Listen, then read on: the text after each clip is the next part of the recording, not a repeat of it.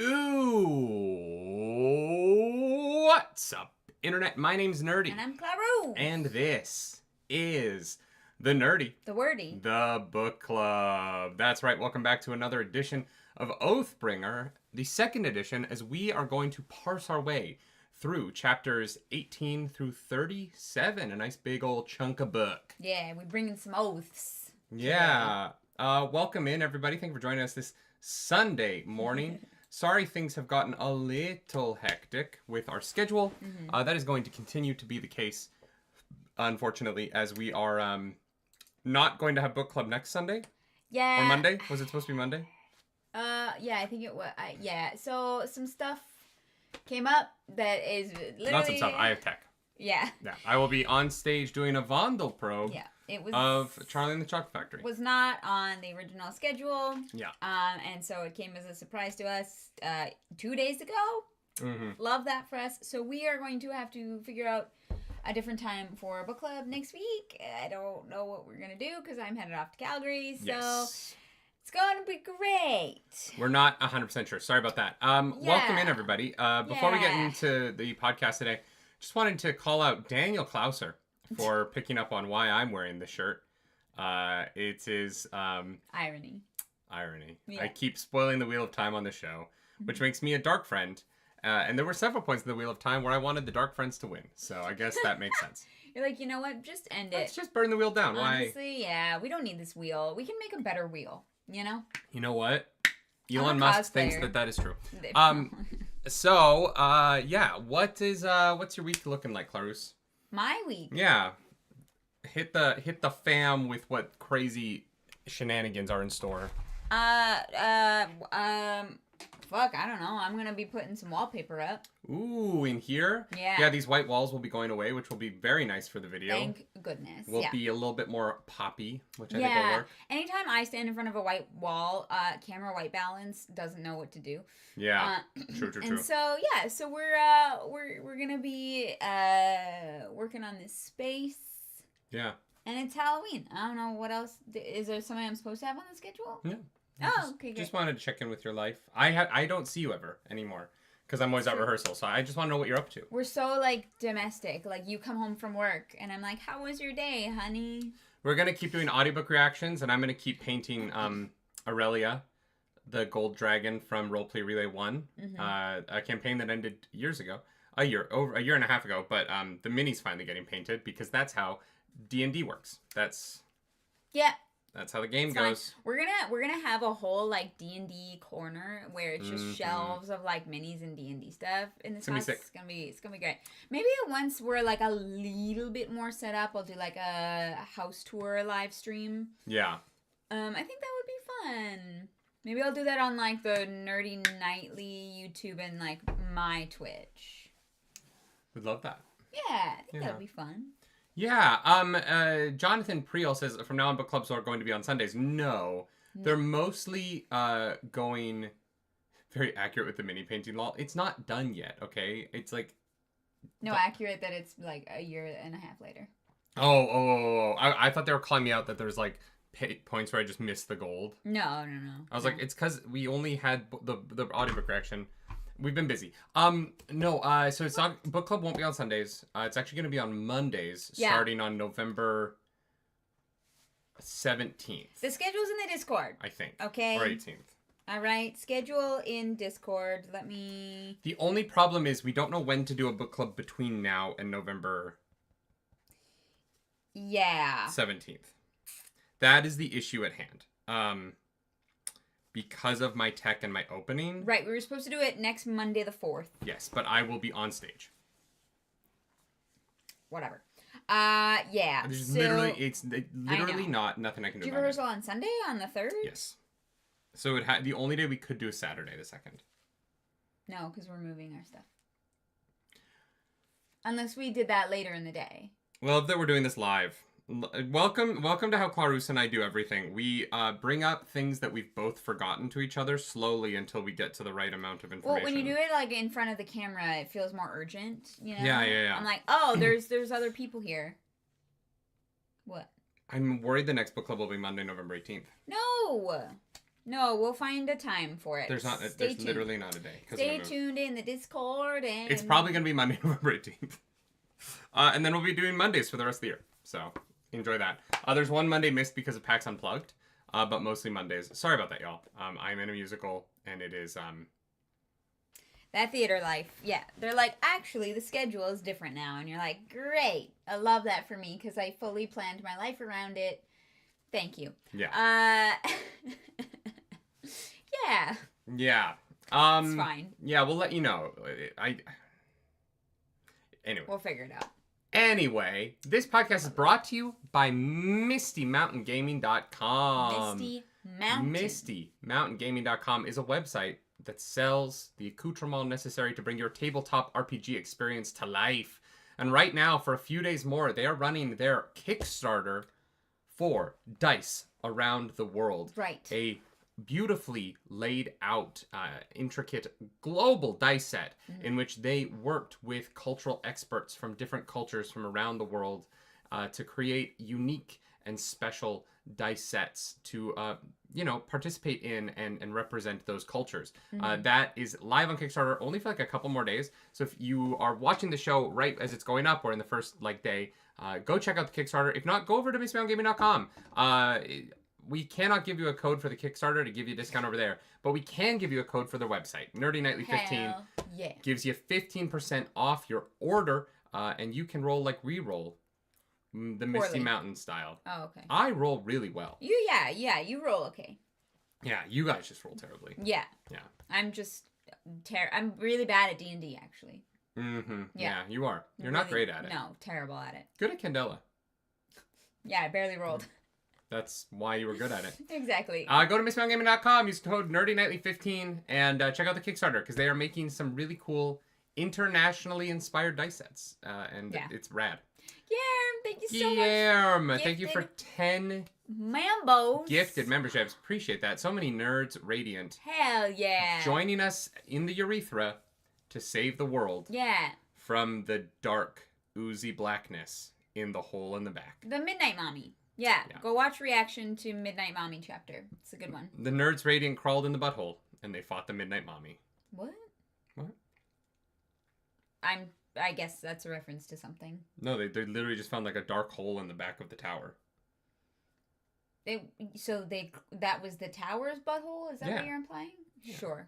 All right, we found the tower's butthole. Urethra is in the front, and the butthole's in the back. I guess. I mean, there's a lot of information stored in my butthole. Well, wow, good to know. Yeah, if Cal Kestis went back there, he'd be like, oh my god. I will donate your body to science. Please do. All right. Yeah. Got you. Anyways. Strong start.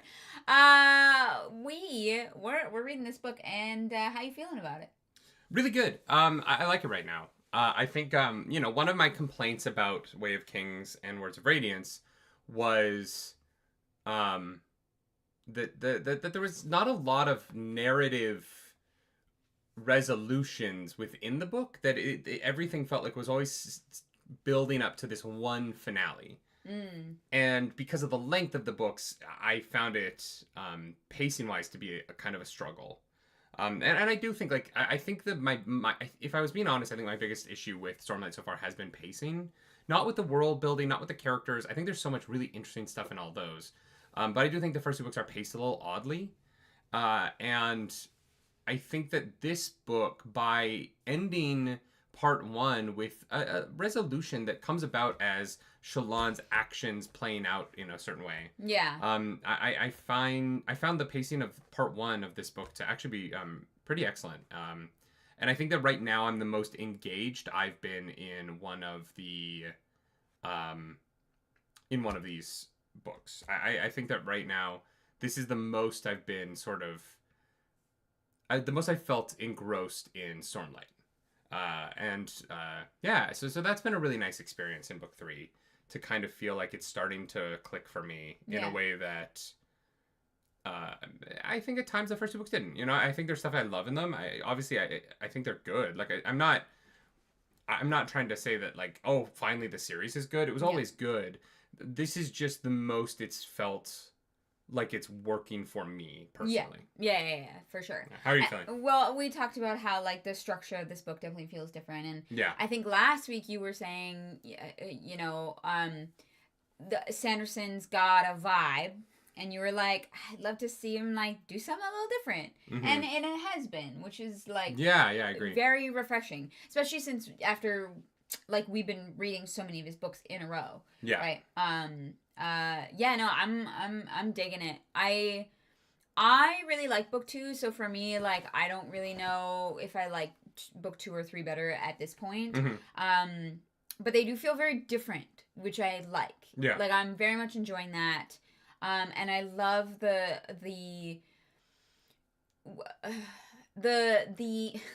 like, people's past actions coming back to have consequences. Yeah. In a in a bad way.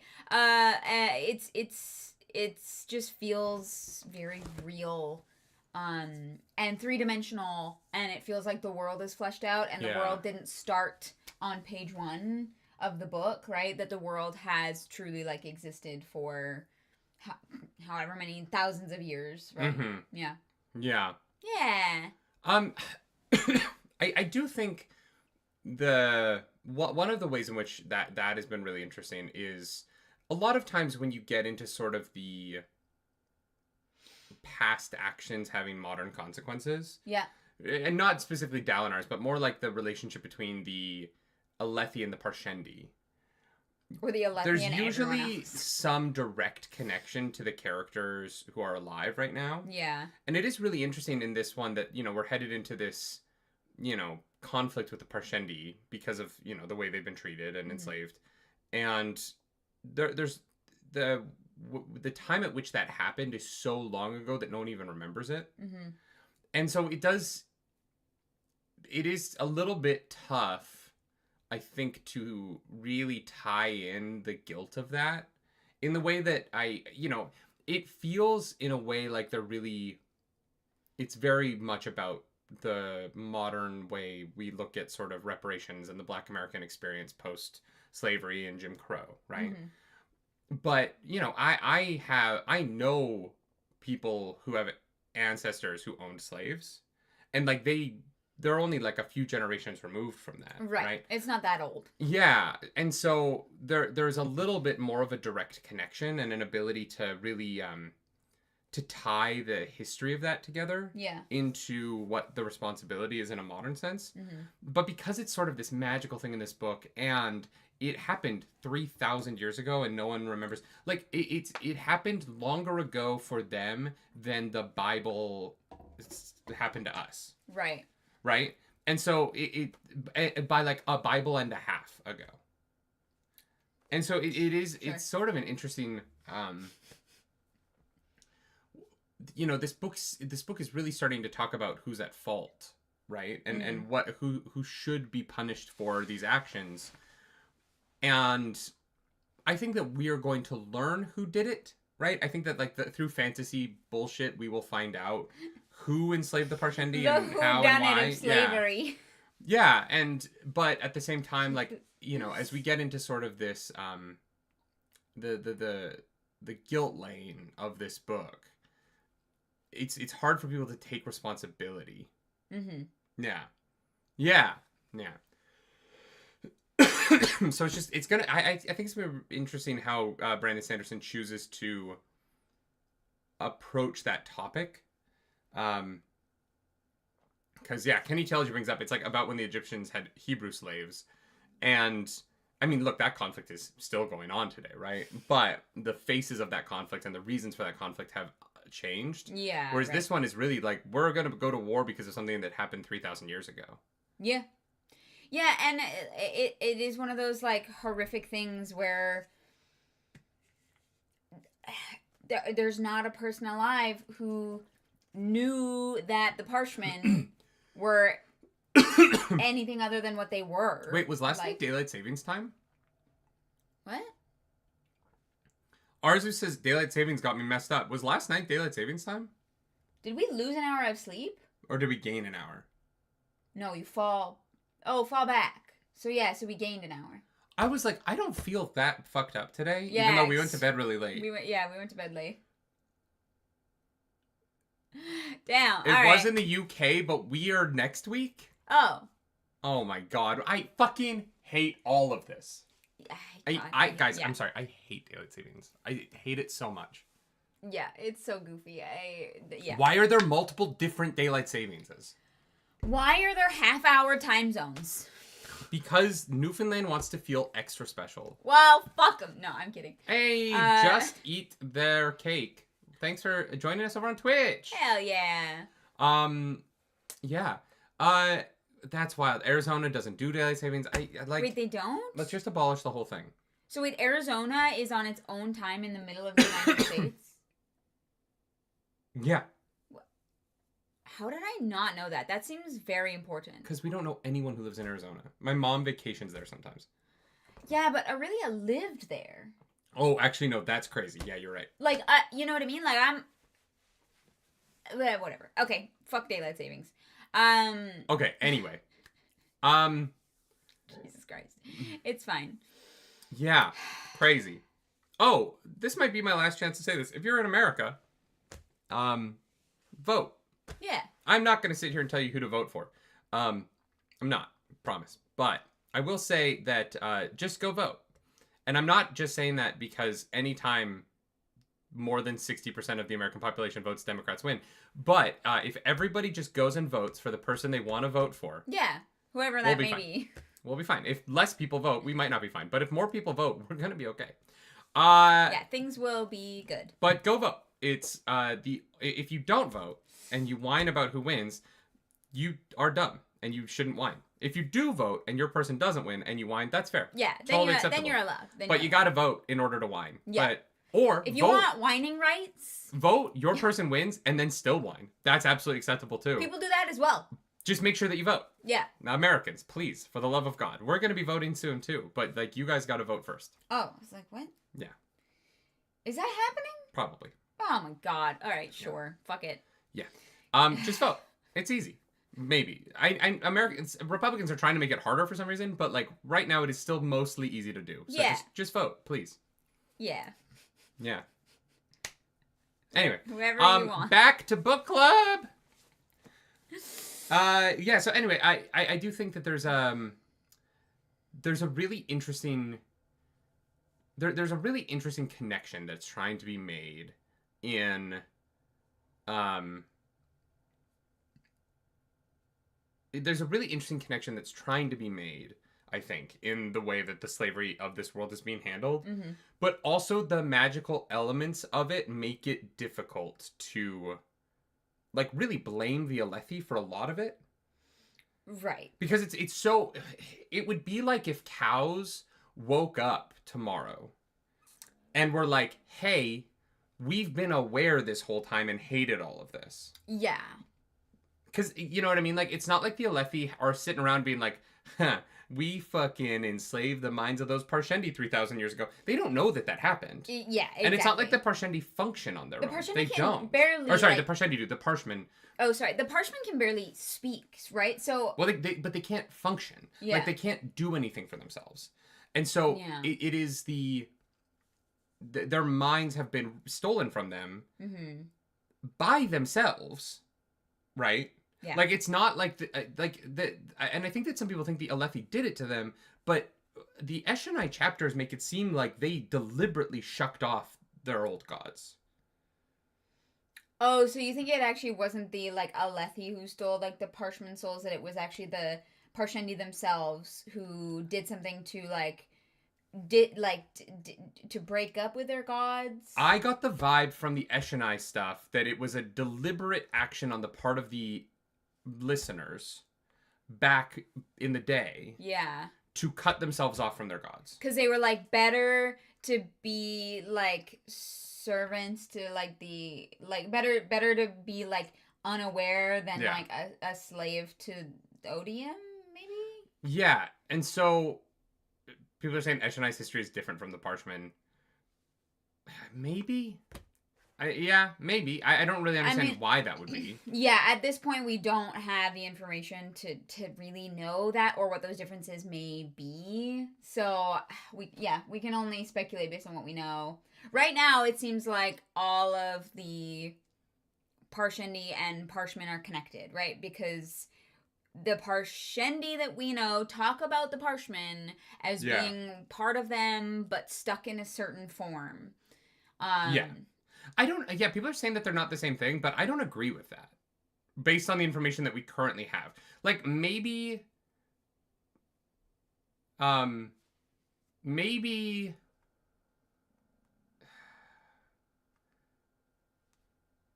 Like, maybe they're different, but that doesn't really make sense. It doesn't make sense with the information that we have right now. Yeah. But, like, yeah, maybe...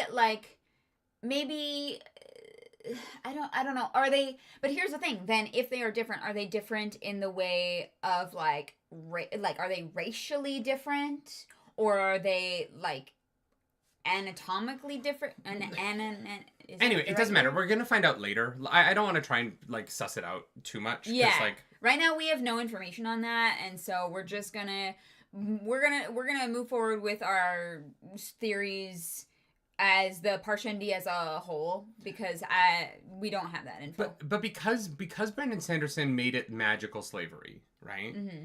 In which, if the Alethi had just left the Parshmen on their own, they would have done nothing. They just would have not.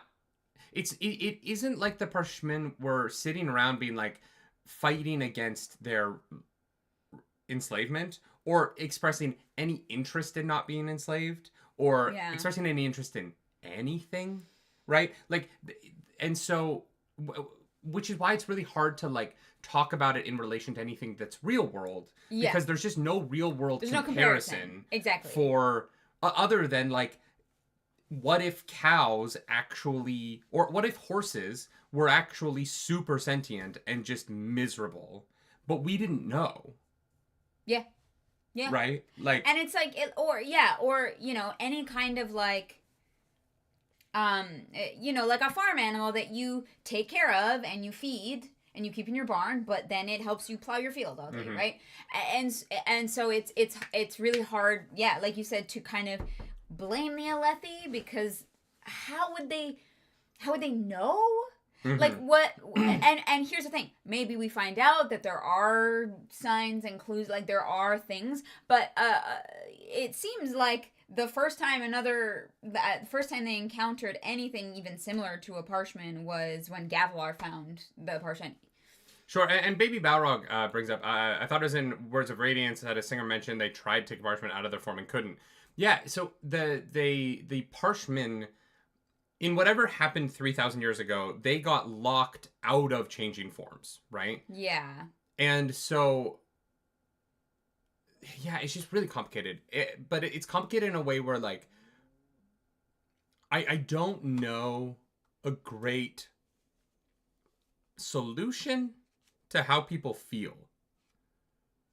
A solution to how people feel?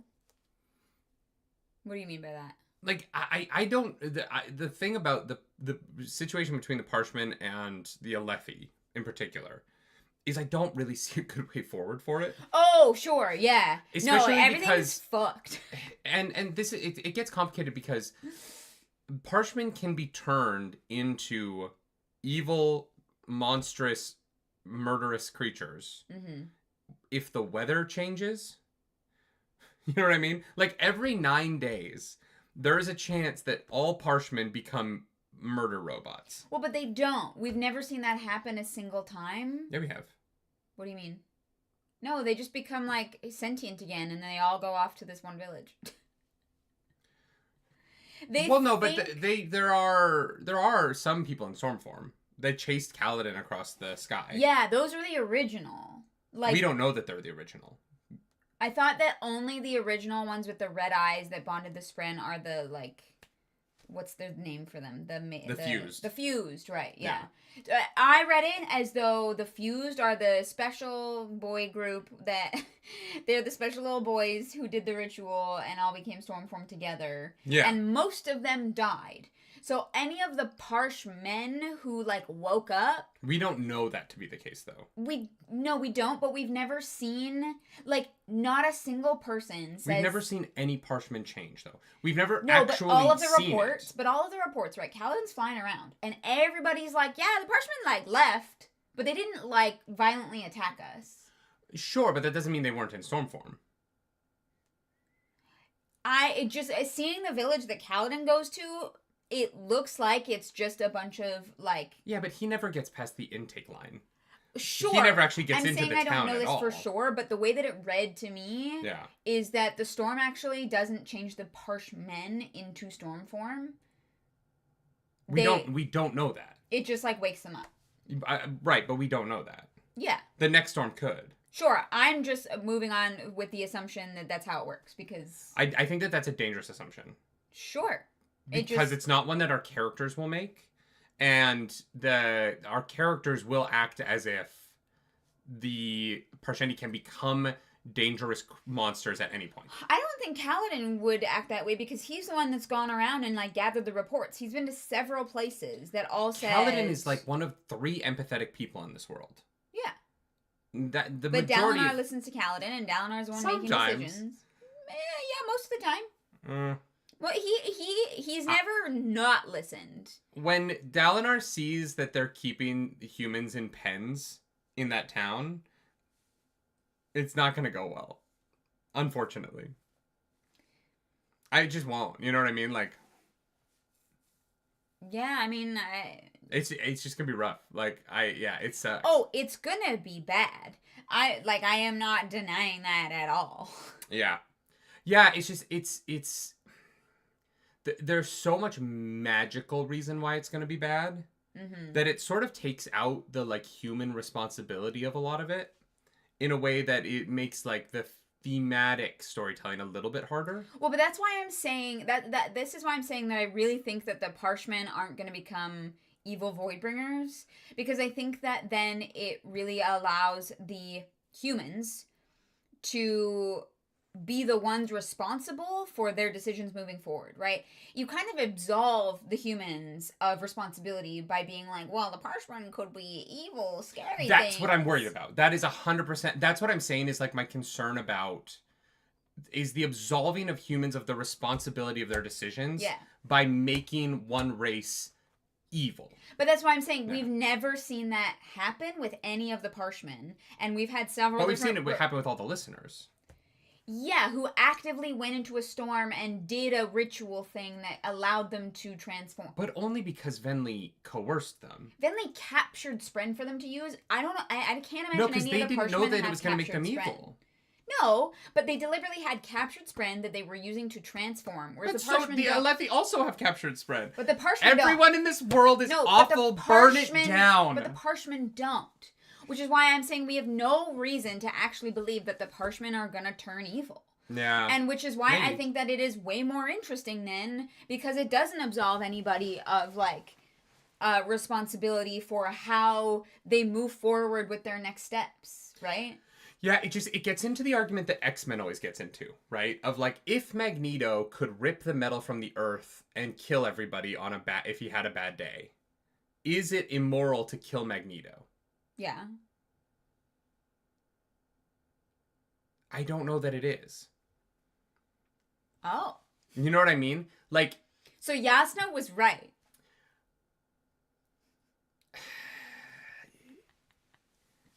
It's really tough. It's a tough moral argument that is so not real, right? There's no real world comparison for it, right? There's no person on Earth it's all hypothetical. That can point at a city and a billion people die. Right. That just doesn't exist, right? I don't feel gotten. I know what I said, and I mean it. Like, if there was a human being that could blow up Toronto with a thought, would it be okay for that person to exist? I don't know, right? I'm not even saying I'm on either side fully, but the danger of that person. So should we kill anyone with access to nuclear bombs then? No, because nuclear bombs we've had nuclear bombs for 80 years. And every country in the world that has them has multiple people in charge of them. You can't a single Really? But Putin is gonna let other people dictate how he uses his nukes? Yeah, I mean he has advisors. He's not just gonna blow up the world for no reason. That doesn't make any sense. But Putin has a country that he's responsible for. Even Putin, who is a deranged maniac, has not launched a nuclear bomb. Right? I just really don't think he is beholden to anybody at this point because he's made it that way. But I am not super familiar with Russian politics. Even if he's not beholden to anybody, he is not... what's the right way to put this? He is, A, there's nothing we can do to him. And B... Well, I mean, there's stuff we could do to him, but we shouldn't because of the chance of a nuclear bomb going off, right? Like, destabilizing Russia doesn't make it better for the world. And so then would you go after Magneto? No, you wouldn't. But it's a different... Right. But my point is, like, if we had a chance to kill Magneto, would it be immoral given the fact that he can kill everybody on Earth with a thought? It depends on his actions. Independently of the... independent of the actions of other people. I think that I'm not a fan of something like the death penalty. But I think if you are a repeat offender who has shown that you will hurt other people mercilessly despite giving chances to reform and be better, then I think that that's a different discussion. So the Magneto question is totally, completely dependent on his actions leading up until the moment where you have a chance to pull a trigger. Sure, but in the comics, Magneto has built multiple moon bases from which he has tried to kill many people on Earth. And they keep being like, well, maybe he'll be a good guy this time. And then boom, surprise asteroid base where he's trying to kill humanity from. And that's the problem is I haven't read any of the comics. So like in terms of context, I'm lacking. But I think that it is more complicated than that. Yeah, Scafandi, thank you for that super chat. Dictators are beholden to their families. And yeah, they're people that they care about, right? The question with the Parshmen, and which is why it's different from the death penalty, is it's like, so we should take Magneto out of it, because Magneto wants to intentionally do stuff. But like, if you look at a character like, I have to go too niche into comics, because there's no real comp for this. So it's kind of a dumb conversation because like it can't happen. There's nobody on Earth who the weather changes and then they start murdering people with lightning bolts. Okay, so question. Then would it be moral to kill the Stormfather? The Storms kill a lot of people. I don't know that you can kill the Stormfather. I mean, they killed the Almighty. The Almighty's dead. So no, they didn't. Odium did. A god killed a god. That's not the same thing as like... Sure, but it does give Dalinar hope that they can defeat Odium. So I'm saying... And like, is Honor actually dead if the Stormfather's still around? Do you know what I mean? Like... It's a good question. If the idea of Honor still exists, then Honor can't really be dead. Yeah, no, that's a good question. I'm just saying that like, the Stormfather is a character who kills or allows many people to be killed. And so... Should they be allowed to survive? Yeah, it's tough. I think it is. I think it is specifically in this case the fact that their ability to make decisions can be taken away from them. That is what is so dangerous, right? Because someone brings up the Superman versus Batman argument, and the thing about Superman versus Batman, we need to start talking about the chapters because we're already 30 minutes into the podcast. But this is actually like the most interesting part of the conversation to me. Yeah. That this book brings up is.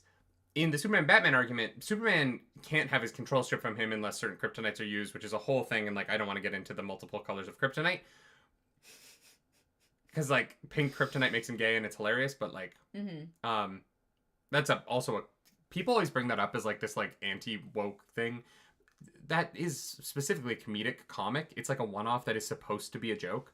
And people always bring it up as if it's like pink kryptonite made Superman gay, and it was like, yeah, in a one-off, like, intentional comedy bit.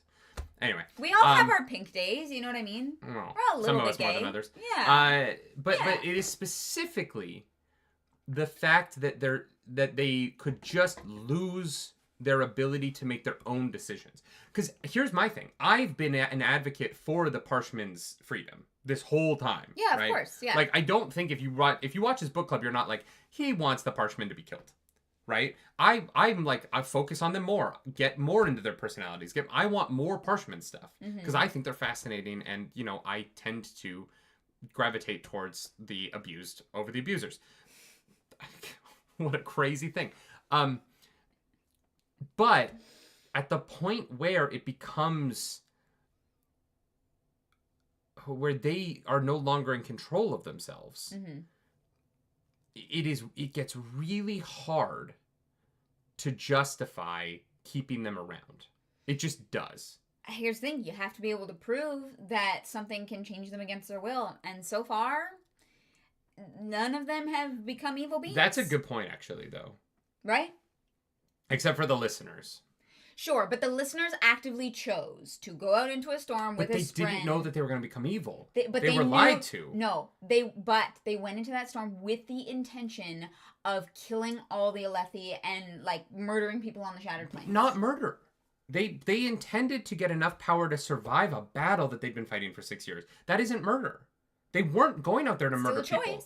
No, they were trying to get enough power to survive the attack that was coming at them. The Alethi chose to march on their homeland. To call it murder is so deeply unfair to them. But Eshonai had a chance to make peace with them. No, she didn't. Because an evil god controlled her brain. That's what I mean. But she didn't have a chance. But she didn't. But Venli saying Eshonai had a chance is bullshit. No. It's not Eshonai's choice. It was Venli's choice. Sure. But Venli's evil. Sure. Yeah. But Eshonai did not have a chance to make peace. To say that she did is just completely misrepresenting the situation. No, I'm saying that, like, that chance, not to place the blame on Eshonai for what happened, but to place the blame with Venli, who is a Parshendi. That's not what you said, though. You said Eshonai had a chance, and she did not. Yeah. Like, so we need to be very specific about the fact she did not. What happened to lead up to that moment, is what I mean. But she trusted her sister. That's not Eshonai's. It's not Eshonai's fault. I'm not saying it's Eshonai's fault. I'm saying that Eshonai, as a representative of her people, had that chance, and that chance was taken away from her by her sister. And her sister made the active choice to do that. Right? Like, I agree that Venli is evil. Yeah. Right? I agree with that. Venli and pre-Stormform, Venli was evil.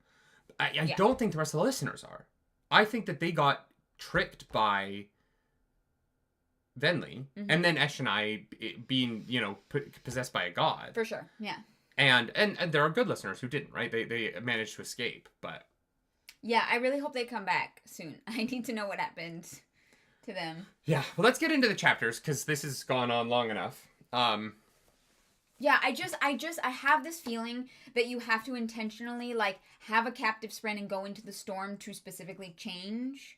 And I don't actually know if the Parshman can do that. So. Maybe. Yeah. Well, we'll have to see. We need more information. All right. Chapter 18. Double Vision is a Veil chapter. Yeah. It starts with the epitaph. I can never remember. You cannot have a spice described to you, but must taste it for yourself. Look, I get that these are from the Oathbringer book. All of these were fucking useless, right? The entirety of part 1 had the most useless epitaphs. I think it was... It is not a lesson I claim to be able to teach. Experience herself is the great teacher, and you must seek her directly. I think it was a tonal thing where Dalinar is admitting that he killed somebody, and we're supposed to speculate who that is. I know, but it reads like Dalinar, like, wants to tell you that he killed somebody, but he needs to, like, write out 4 fucking paragraphs of, like, well, the reason, what actually, like... Yeah, it's a novel. He's writing an entire book about it. Ugh. Get to the point, Dalinar. Well, he's writing his version of the Way of Kings. Nah, this is a take charge, direct man, and he's waffling here.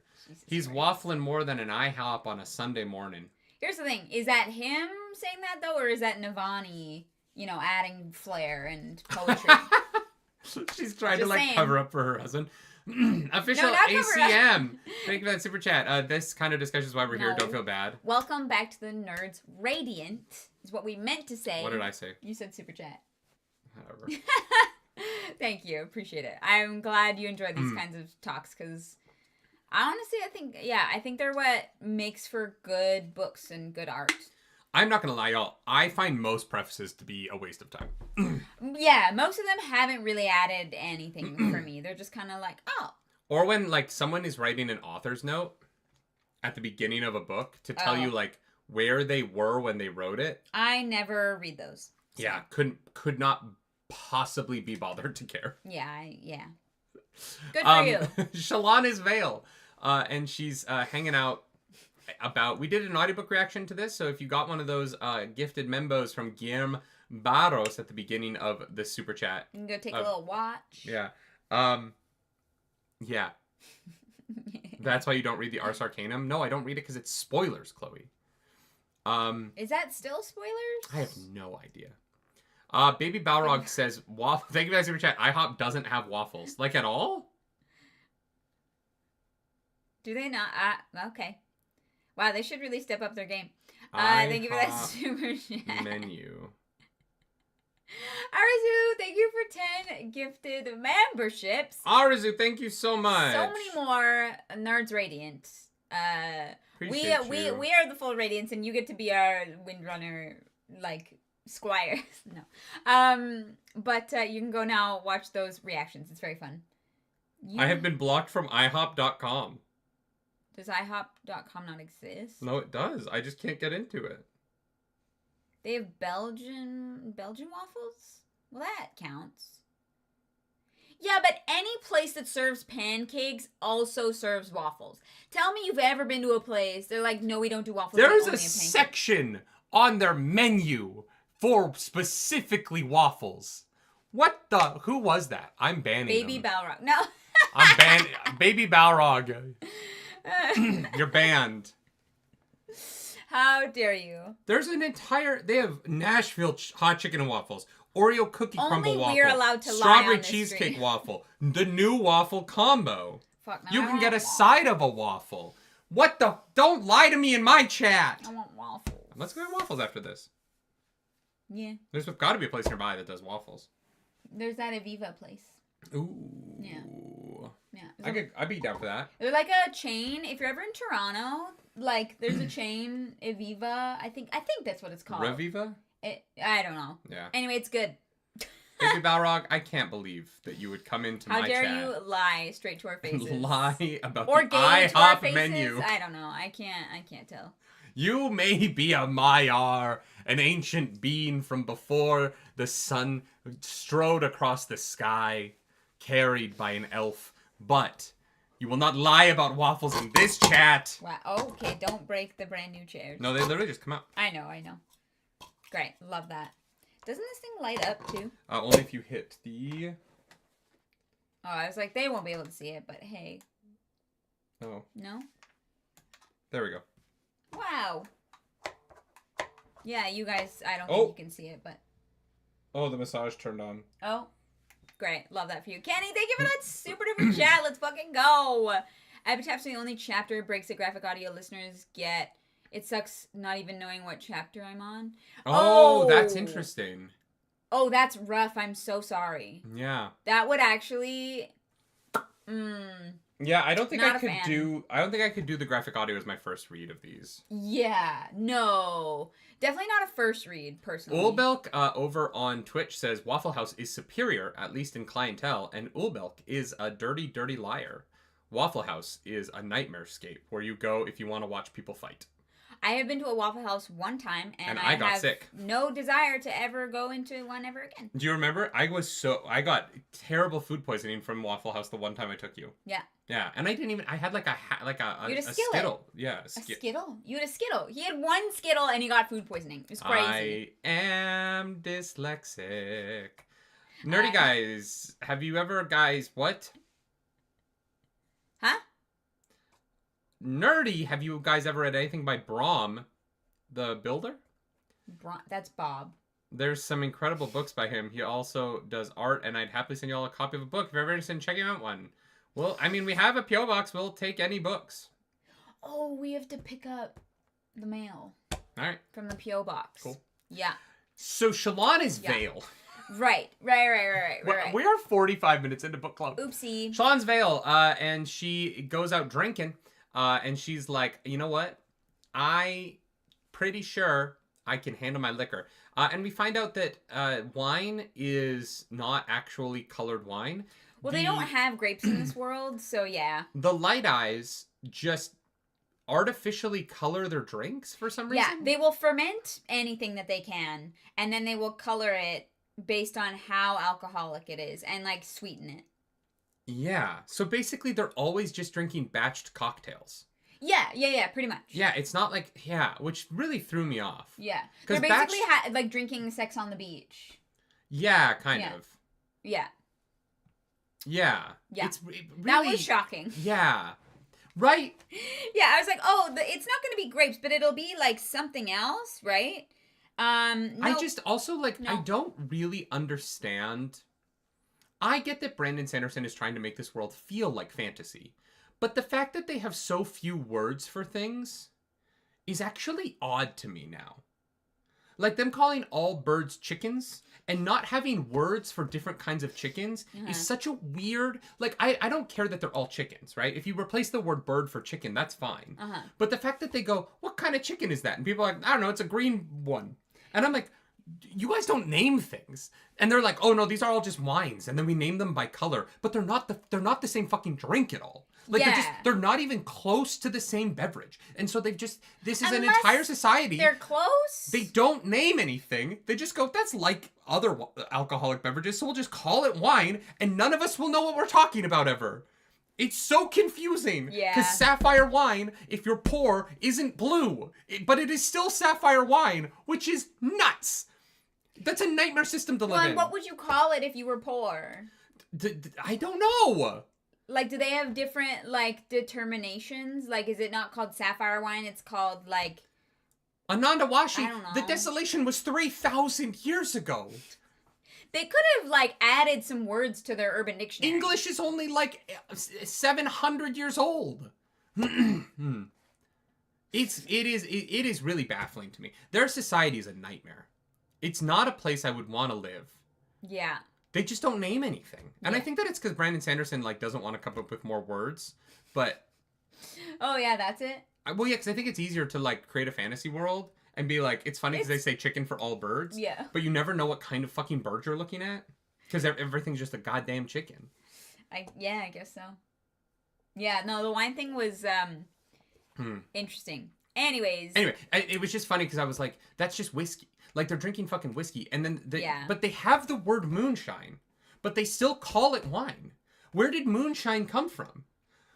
And this is what kills me. Where does... Yeah. So they call the Horneater White moonshine in the book. Where did they get the word moonshine from? They made it up. I know, but moonshine has an etymology in our world. Does that imply that alcohol became illegal on the peaks? And the Horneaters had to start making moonshine in their bathtubs? No, they have Horneater White. Which they call moonshine in this book. Oh, I don't remember that. Anyway, it was wild. It's a wild experience. Yeah, I don't know. It's just weird that they have wine and moonshine, but no other alcohols. I mean, they probably have other alcohols. They just, like, don't really, like, distinguish them. I don't know. It feels like you go in and you're like, give me, like, something that's, like, 30%. Like, I don't know. Yeah. It would be very confusing. For sure. But Shallan as Vale is like, I can totally drink crazy stuff. Which I called out. And right at the beginning of the reaction, I'm like, oh yeah, she can't get drunk because she has Stormlight. Because everybody always does the, like, Superman, the Flash, fucking, like, vampires. I can't get drunk because of my superpowers. Yeah. And so... Well, she can, but then if she decides to heal herself, she has the choice, which is kind of nice. Yeah, right? She has to burn it off, like the, Bridgefort burned off their tattoo, or their slave brands. Yeah. Because she tries the wine, and she, like, basically gags. And the bouncer and the bartender are kind of laughing at her, and she's like, "Nah, fuck that shit. Give me the strongest thing that you have." And he's like, "No," and she's like, "No." So she takes the Horneater White, which I guess is like fucking 90% moonshine. Wait, I want to get into wasted. I want to keep getting into this etymology thing because this is interesting. Oh God. Rating Dauber says, I think the idea behind moonshine or similar words that tie to our world is that if their language was translated to ours, that would be the closest equivalent. Right. Except for the fact that chicken doesn't translate for all birds. Right? And so this is where you get into the problem. If you're going to use the excuse that you're translating it to the closest thing in English for the reader, if that's the world you're living in, then all of it has to be that. But it's funny. I know that it's funny. But you can't do both. Yes, you can. You can't do both because then it gets confusing. No, because I then love you're it. saying because if all birds are just called chickens in this world, For comedy. because chicken is the closest word to English, but they're not chickens, they're fucking toucans, which are not close to chickens, they're fucking birds. But moonshine is the closest word in our language for what Horneater White is. Well, here's the thing. How many That's where it gets fucking weird. of birds are actually in this world? Not many because of these fucking ice So storms. many. No, we've seen a green chicken We've seen fucking toucans, we've seen parrots, we've seen fucking like... Yeah, that's it. We have seen 2 chickens. I'm just saying. I don't think there are that many birds. There's no 5 different Darwin's finches. You know what I mean? I think there are on the Reshi Isles. I think there are. They're just not in a Lethkar. Well, yeah, but they fucking think that Reshi are like crazy and they don't use their words, so. Brandon had a YouTube discussion. Thank you for the super chat Brandon had a YouTube discussion about language and what pulls people out of books. He used the Ottoman couch as an example. Basically, the challenge between familiarity and unique to the world. Right. The hat trick is the one that you talked about, remember? Yeah. Yeah. Because if you don't have sports, why would you have a hat trick? Like, if you don't have hockey or like, baseball or like, sports where you score 3 times and you got a hat trick, it's just such a specific thing to our world. But right, if you call something an Ottoman in this world, I would go, the Ottoman Empire didn't exist in Roshar. What are we doing? Yeah, but you just you use a word and somehow in this world they made up that word. It's like making up a gibberish word. Ottoman, they're just other words for it, right? You don't have to call it an Ottoman. I guess. Anyway. Yeah. Anyway, this is so pedantic and silly, but it's something I enjoy talking about. So, I also just love alcohol, and calling it all wine is just gross to me. You're like, how dare you lump all alcohol in together? Well, and how dare you not have better words to describe things so you can order better drinks? It's the ordering part that's confusing for me. Yeah. Because I'm like, okay, if it's not sapphire wine, but because it's not sapphire because you're poor, what the fuck is it? Well, and the bartender's literally like, that's like sapphire. And she's like, but it's not. It doesn't taste like it. It doesn't look like it. Yeah. It's just the same level of alcohol content. How are they measuring alcohol content? Maybe it's like so basically like if you have a whiskey sour, which is like orange wine. Yes. Okay. Mm-hmm. The poor people don't get the sour part of it. They just get the whiskey part of it, which is why it's not like sweet. Like, is that kind of what it's like? That's kind of what it sounds like, yeah. Yeah, right? Like kind of ish. Yeah. I don't know. I'm trying to figure it out. Yeah.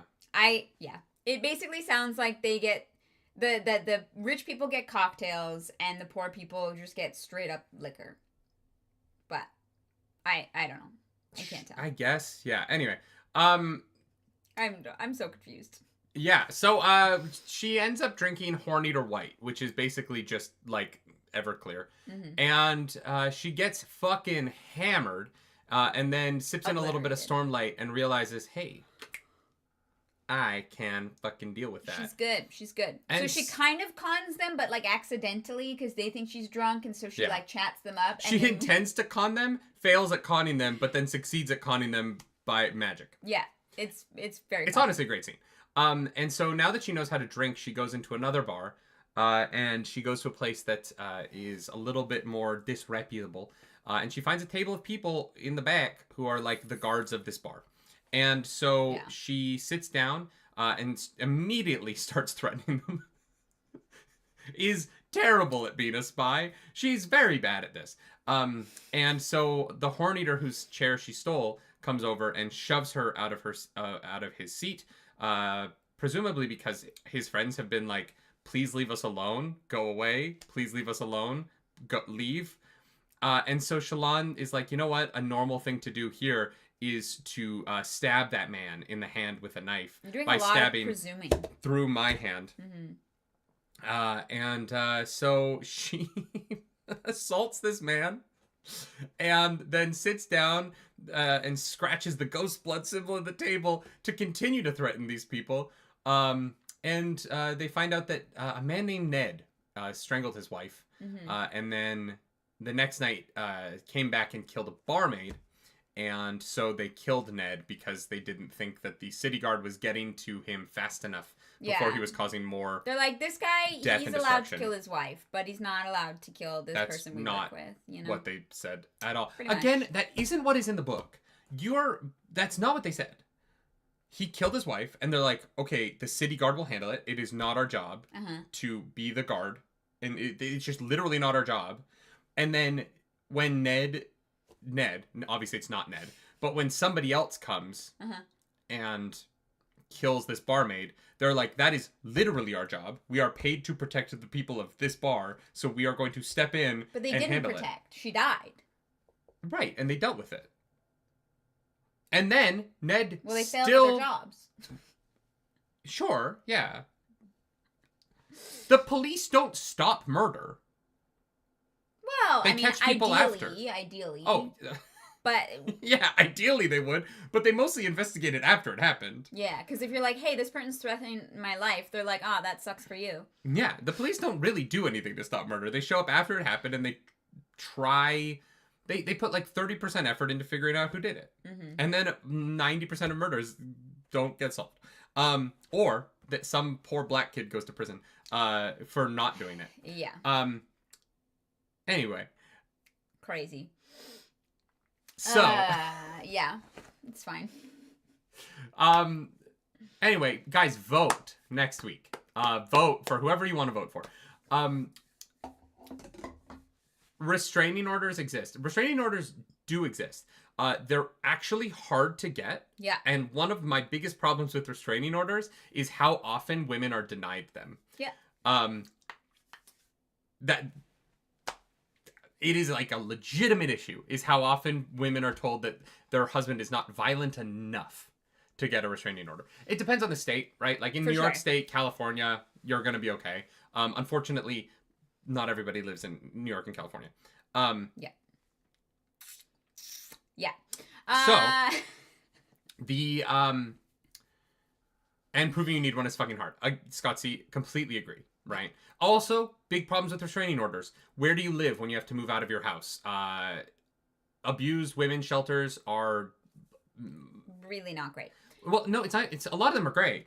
A lot of them are overtaxed, and they're just. That's what I mean. They don't have the capacity to actually handle. Yeah. Like they do incredible work, and I do not want to disparage the incredible work of abused women's shelters at all. Yeah. But they're overtaxed and underfunded. Yeah, and for sure. There's a lot of problems, right? But to get into the book of it all, your position was that they should have killed Ned after he killed his wife. Oh, I just don't think that they should be friends with him.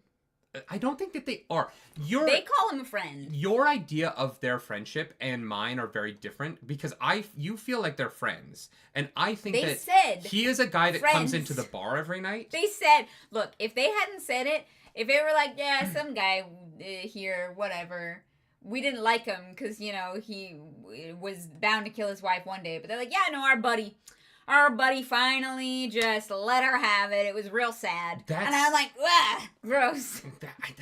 I really don't think... That was the tone that I read from I think that is a really hard assumption on your part. I never got the vibe they liked him all that much. But he came into the bar and there's not a lot you can do. Right? Because they couldn't minority report him. Yeah, maybe. And so they dealt with him when it was appropriate for them to. And before that, it's really tough, right? And we talked about it in the audio reaction. The tough thing about Ned is if his wife didn't want to press charges or push him out or deal with the problems within the relationship. There's not a lot of things outside people can do. And we see this in real life all the time. Friends go, yeah, we knew he was abusive. We told her. We tried. She didn't listen. And now she's dead. And, like, we're all devastated. But it wasn't for lack of trying. It's not like the people in the woman's life didn't make their feelings about it aware. But to your point about, like, well, cut him off, that's cutting her off as well. Right? And so you're not making the woman safer by leaving her alone in that situation. I don't know if she comes into the bar, so I don't know if they really, like, knew her, but... I mean, they knew her enough to know it was a problem. Yeah. That this happened out in the street on the way home from the bar, right? Mm-hmm. So she was clearly at the bar that night with him. Right, because the murder took place in the same place. Yeah. Right, yeah. So, like, Yeah. Judah, thank you for that super chat. Dropping in to say hi and hang out for a bit as I wait for call time for my matinee. Let's go, matinee. Break a leg. To your U.S. friends, so anxiety is sick. Hope you all liked this section. Oh, 100%. Oh, I liked it a lot. I think this is... right now, I'm enjoying Oathbringer more than anything since Mistborn. Yeah. The third Mistborn book. Yeah. It's been fabulous. I hope this conversation... I'm not criticizing the book. We're having a conversation about, like, what the book is inspiring us to talk about, but I think this book is very good right now. I'm really invested in Oathbringer. I think it has gone down the trajectory I've been waiting for this series to go down, which is getting invested in the Parchment, getting invested in Shallan being active in her storytelling and not just sort of randomly discovering things, but actually discovering things because she's, like, acting with more intention. I think that the way... And also, her fucking mental state is degrading. Yeah. I think the Dalinar Navani politics stuff has gotten more interesting. 100%. I feel... I don't know. I feel like right now Oathbringer is the strongest Stormlight book to me. No, I definitely want to get to that. Yeah. So... But anyway, that's what happens. So she's like, okay, Ned killed this person. That's interesting. Yeah. But not specifically a stab in the eye, so we're probably not dealing with a serial killer. Yeah, right, yeah. Because Shallan at this point is looking for people killed similar to Sadeas. People, just to end this conversation, like Live Blindfold just said, after the wife was murdered, they were like, yeah, we saw that one coming, but we didn't actually take action until the second murder. It's because after the first murder, they were like, well, the city guard is going to handle it, right? And I think the city guard would have. I don't think the city guard, I don't think Dalinar is going to let people murder, right? It's after the second murder where they're like, well, the city guard isn't getting to it fast enough. Is the vibe that I got. They literally say, like, we thought the guard was going to handle this. Well, and you did make the point that they are hired to protect this bar, and the barmaid worked at this bar. Yeah. And so their responsibility to it changes. It becomes the part of the job. So, yeah. I obviously didn't... that whole thing was like, bleh, to me, but, like, I understand how it all played out. Yeah. Yeah. I also feel like you've never been a part of bar culture. You were just like, oh, Shallan stabbed this nice guy. And I was like, I just want to be very clear that I do not believe that this is a group of nice people. That's all. I don't know. If you stab the bouncer at my bar, I have a problem with it. Sure. You know what I mean? And maybe he's not a perfect dude. I'm not saying Shallan is also, like, being a good person in this moment. I just don't think that those people who literally were like, yeah, we knew this guy was going to kill his wife. Sucks to suck. That doesn't seem like good people to me. That's all. Yeah, I don't know. So then we get to chapter 19, the subtle art of diplomacy. It's not that subtle. Dalinar gets drunk at a dinner with Toe. And he incurs much tow. I feel like this had to be a reference to... It's probably not a reference to Wheel of Time, but it felt like a reference to Wheel of Time. Mm-hmm. Yeah, they're sitting around eating during a high storm. And... they're trying to discuss getting the shard plate. And Dalinar is a fucking idiot. Not interested. Dalinar is an animal. Yeah. Dalinar's like, I need to eat this meat now. Where's my knife? I don't have one. But he doesn't know how to ask for a knife. Yeah, like, yeah. He literally has no idea, how to, like, ask his waiter to bring him a knife. And so he walks out into the high storm. Yeah. To go, like, ask his buddy if he's got his knife. Just casually walks through a high storm. Casually, like, waves sees a at a thunderclass. He does not wave. Sorry, he flips off a thunderclass. Yeah. He's like, get the fuck out of here. Don't know what you are. He almost gets killed by a boulder. Yeah, that's fine. The guy in the other bunker doesn't have his knife and is like, what the fuck are you doing? Yeah. So the Dalinar walks back through the high storm, goes, sits down, still no knife, dripping wet. Everyone's like, what the fuck are you doing? Yeah. And then Galavar's like, you know what? We're trying to convince Toe that you can protect him. And you walking into the high storm like that is actually kind of a great move. Yeah, well done, actually. You know what? You crushed seem it. crazy in the best way right now. And Where's Dalinar on the crazy hot scale? Right? Ooh. Like, he's not that crazy. He's mostly stupid. Like, he's not that crazy. He's a little unhinged. A little bit, but he's not like... He's not random murder unhinged. You know what I mean? And that's the thrills in him. Then definitely. Then he just kills his own people. But he's with it enough. Yeah. And so when he sits down, someone tries to murder Gavilar, and Dalinar catches it, uses the knife to kill the assassin, sits up, dips that knife in the fucking water, in his wine. Which is probably whiskey, so it's probably actually a disinfectant. Yeah, it might be vodka, right? Like. And then he breaks the knife trying to cut meat because he's too stupid to be able to use a knife. Look, I want to play him in a D&D game so bad. Like a barbarian Gavilar or Dalinar, he is the perfect. I was getting Sears Grog vibes, 100%. Yeah. Except he's more like strong. Oh my god, what's Grog's uncle's name? His uncle's name is insane. It's like Strong Maw, Strong Jaw, or something like that. Yeah. He broke the kitchen knife, not his knife. I feel like. Sorry, right. He broke the kitchen knife earlier. He would have. That would have been. I think he would have been upset about that. Yeah. But in doing all of these things. Stone Jaw, Strong Jaw. Right. Grog's uncle. Back when Travis was great at naming things. Incredible. Yeah, in doing all of this, Dalinar, his uncle, Stonejaw is the dad. Dalinar actually proves the point that Gavilar has been trying to make this whole time with politics, that the Alethi, and particularly Gavilar and Dalinar, are strong enough to protect Toe and Evie. Evie? I'm gonna go with Evie because I just like it better. I'm so sorry. You're just gonna have to deal with it. Because I just want her to come back in like book 4, 5, 6, 7, 8, 9, 10 as different evolutions. This chapter was just so fun, but like this was one of the most successful bits of comedy I think I've ever read from Brandon Sanderson. Yeah, it is hilarious without like stepping away from a theme and a point, right? It didn't stop being the book to be funny. It was so effectively funny in telling the story. Yeah. And I really like, I understand why people wanted us to react to it because it's very funny. And the moment Dalinar realizes that they're trying to negotiate his marriage, and everyone knows that they're trying to negotiate his marriage, and he's the only one missing out, is wonderful. Navani and Irilli, or whatever, they're just like, do not see what's going on here. And he's like, well, I'm just trying to eat my fucking meat. Like, yeah, like I this chapter was excellent. Yeah. And and I was so enraptured by it, and I loved this introduction to Evie. Right, I love this idea of her being like.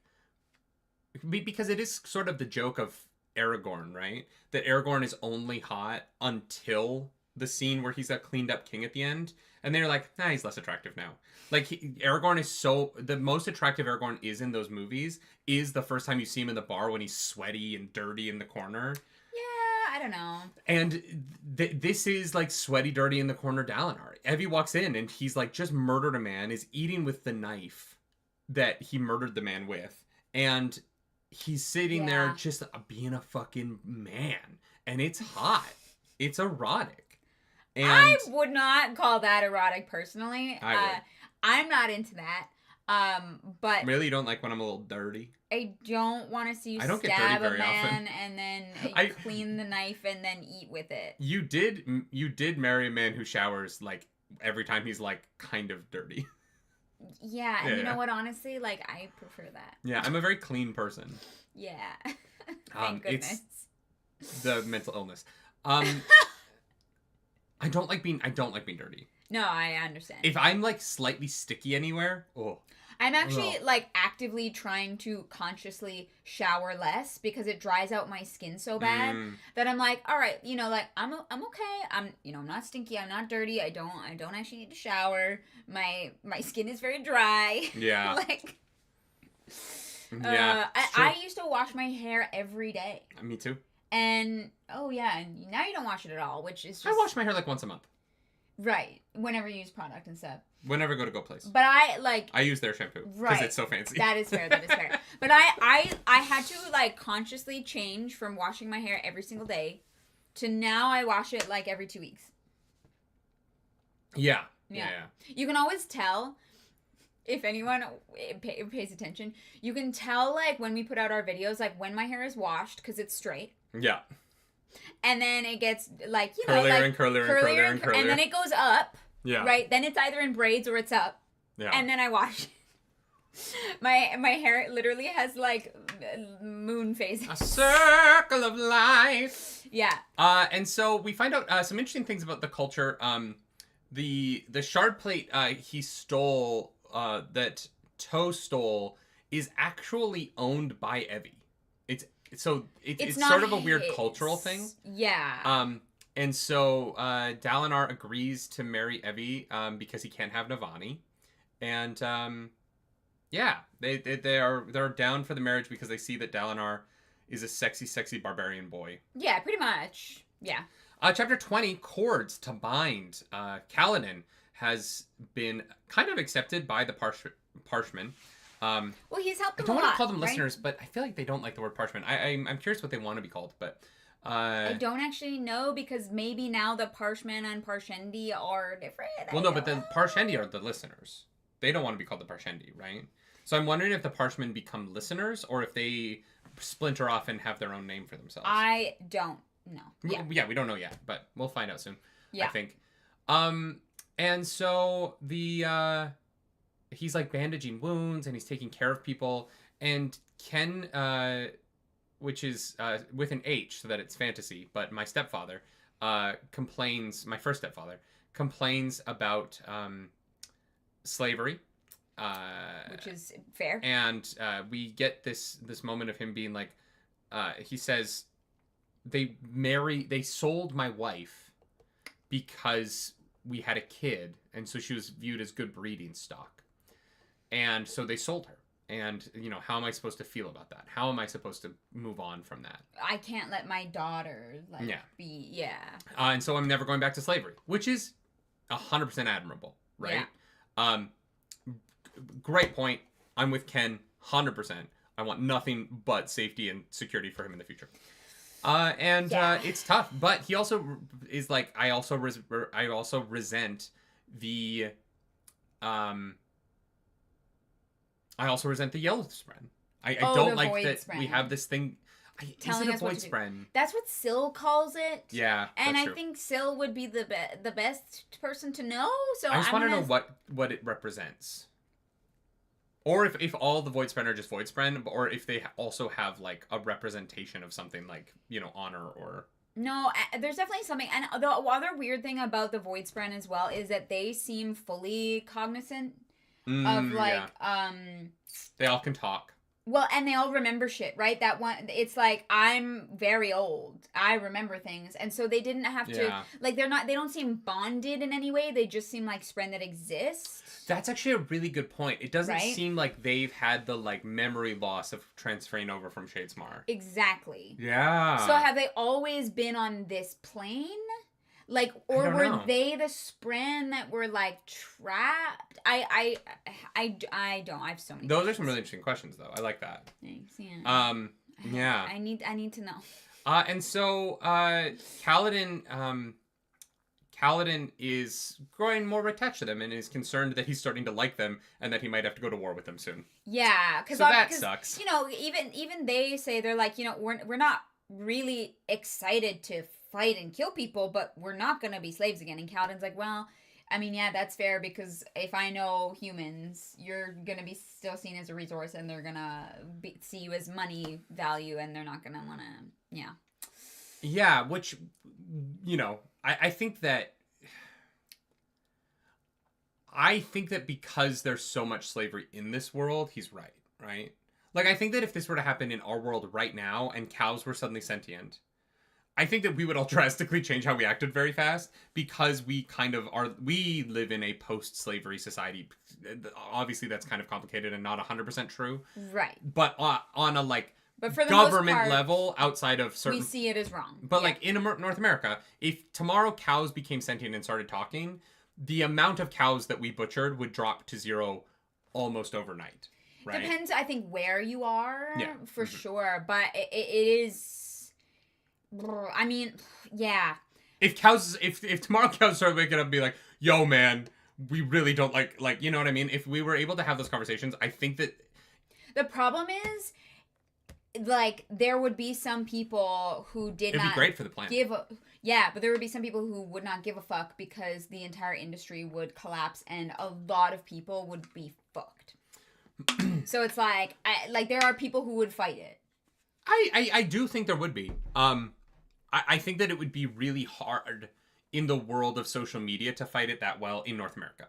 There are places in the world where obviously it would be easier, but here, like... I think that this would be the sort of catastrophe that would lead to full-scale riots and, like, burning of people's homes. Like, you're still killing cows.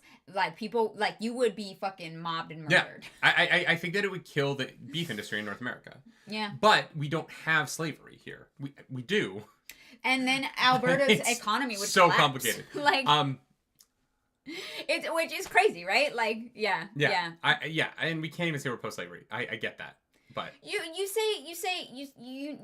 did clarify that, like, kind of mostly, but not exactly. Like, yeah, we are further along than the Alethi. The Alethi still sell normal people, not even just parshmen, as slaves, right? Yeah. We are, at least here in North America, past that, right? Like, kind of, depending on how you look at the prison industrial system, but, like, that's a conversation that we're not going to get to here. Right, that is fair. Yeah, that is fair. Private prisons should not exist. Yeah.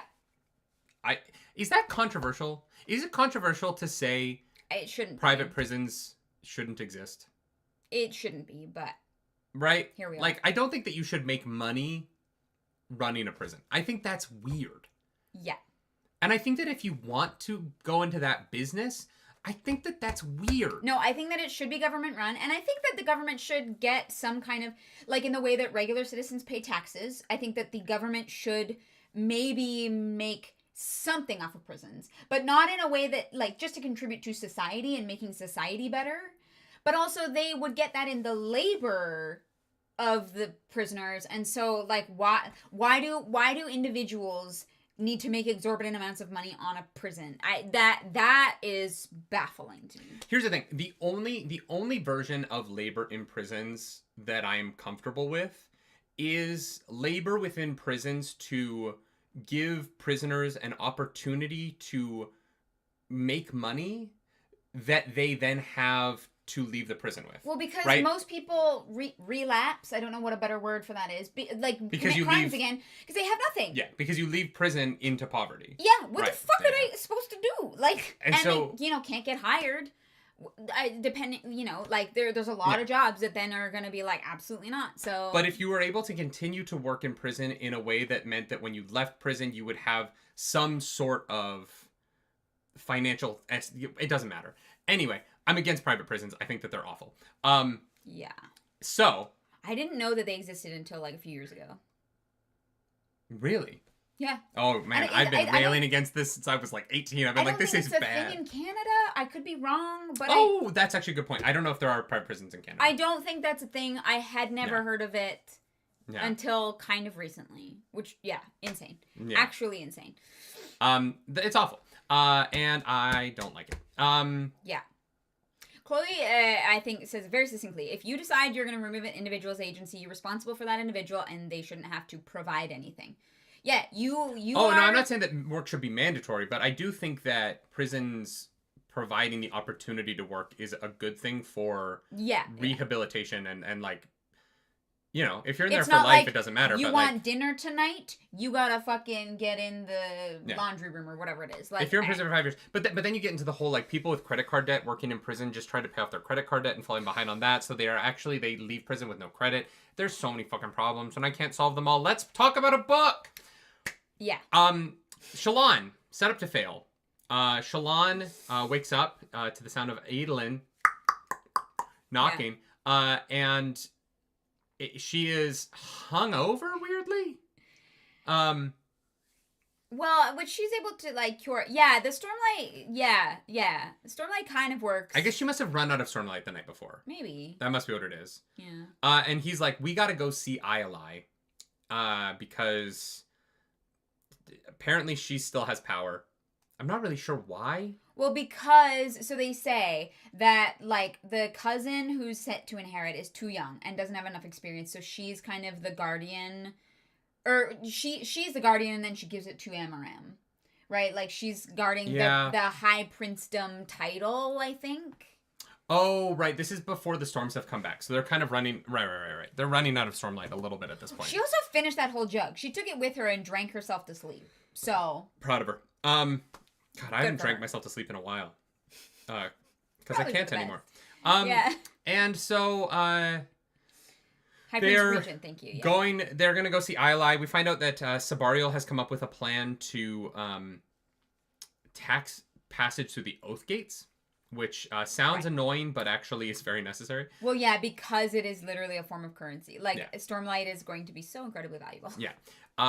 And we find out that while Shallan sleeps on a pile of clothes on the ground, Sabariel has a bunch of, like, cots and shit. And she's like, well, why can't I have that? And he's like, well, are you a high prince? She's like, no. He's like, where's my ledgers? You know? You could use your allowance, I guess, to get yourself a bed, but... We don't get a lot of Sabariel, but every time we do, he's perfect. Yeah. He's just constantly getting massaged. Like, goddamn, I want to be rich. I want... If we were like big YouTubers, right? If we were like a Mr. Beast, I wouldn't hire sex criminals, but I would have a full-time massage therapist on staff, and I would get a massage every day. I would keep our osteopath on retainer. Oh yeah. 100%. Yeah, but that's like a weekly thing. I'm saying, like, I would probably get a massage every day. Why not? I would have a rotation of, like, today it's feet. Yeah. Tomorrow it's legs. Monday I have a reflexologist work on my feet. On Tuesday, Mr. Beast is out here fucking, like, you know, making moldy lunches for children when he could just be getting massaged all the time. Maybe he is. We don't know. That's true. It very well could be. That's true. No, I'm a big fan of Sabariel's. I want a whole book about him. I want him to be played by, like, I'm trying to think of who's super sassy. Like, I feel like if they cast Sabariel as hot, Jonathan Groff would crush Well, no, because he's got to be a person of color, right? Oh, I thought he was paler. Like, maybe, but I was thinking if this was like from a paler 30 years ago, the best person to play him would have been George Takei.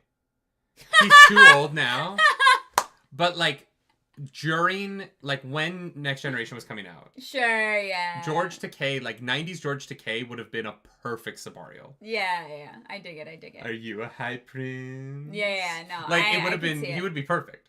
100%. Now I don't know. We will definitely try and do a casting for Oathbringer. Oh, I should also mention, I wanted to ask chat, okay? And I'll probably ask in the Discord as well. Arzu, wonderful mod, thank you so much for being here. Paul! Oh my god, Paul as Sabariel would be perfect! That would be incredible, actually. Oh, I love him so much. We've met him several times. He is delightful. I love Paul. So Arzu has said that we are now cleared to take the Radiant test. Yeah. There's no spoilers from this point forward on it.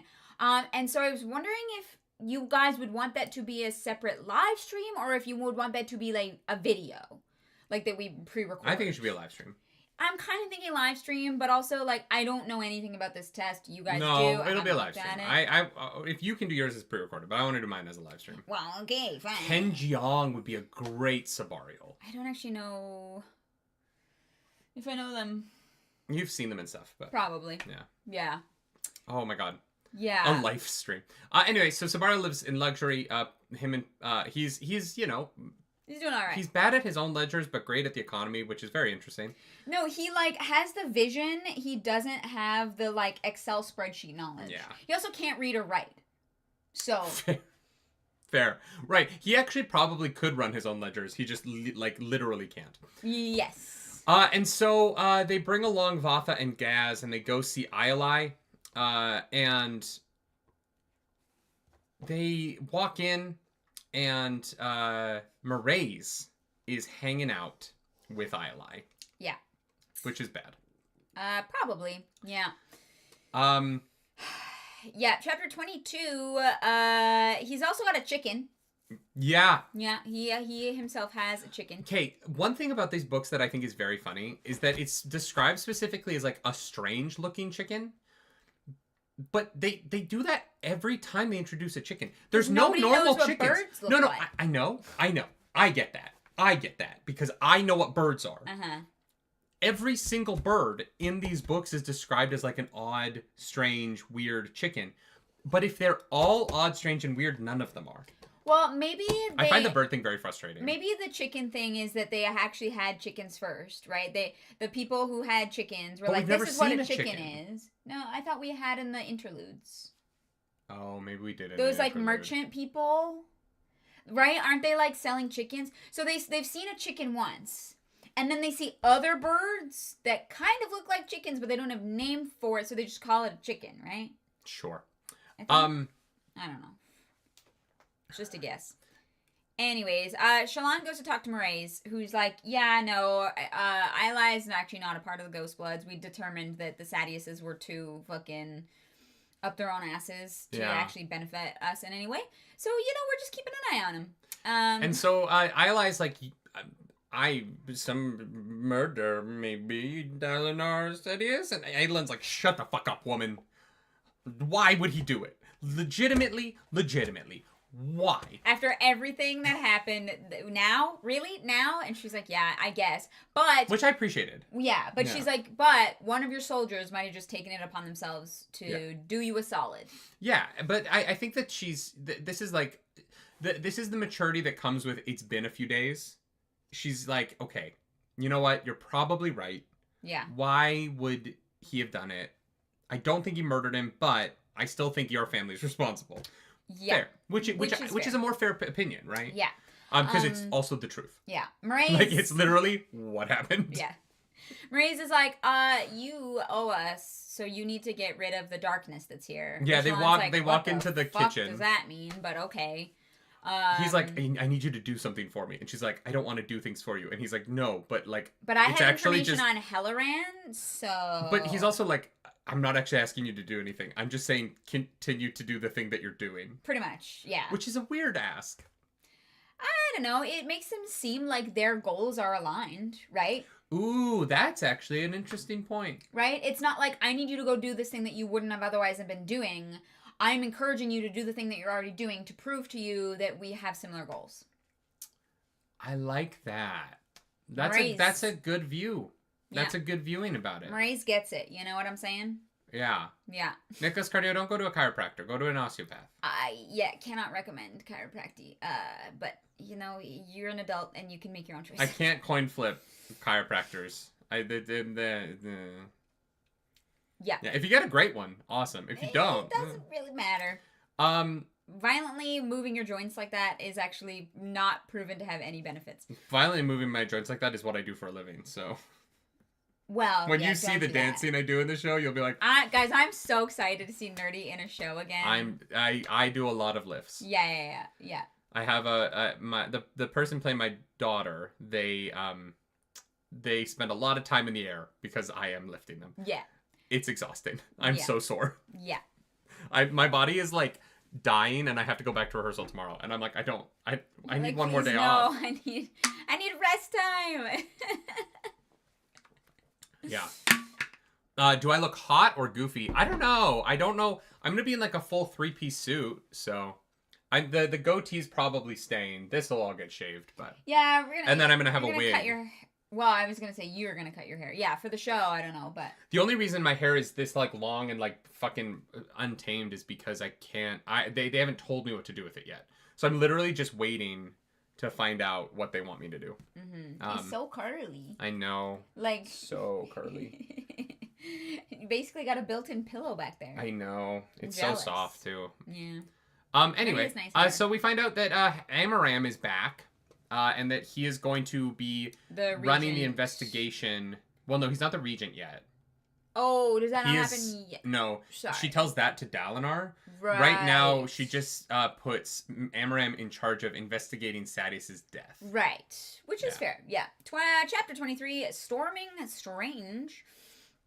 I can't remember if you told the story on book club, but you were calling things Kremlings in rehearsal, and people were like, what? Oh my god, yeah. I've started to say Kremlings.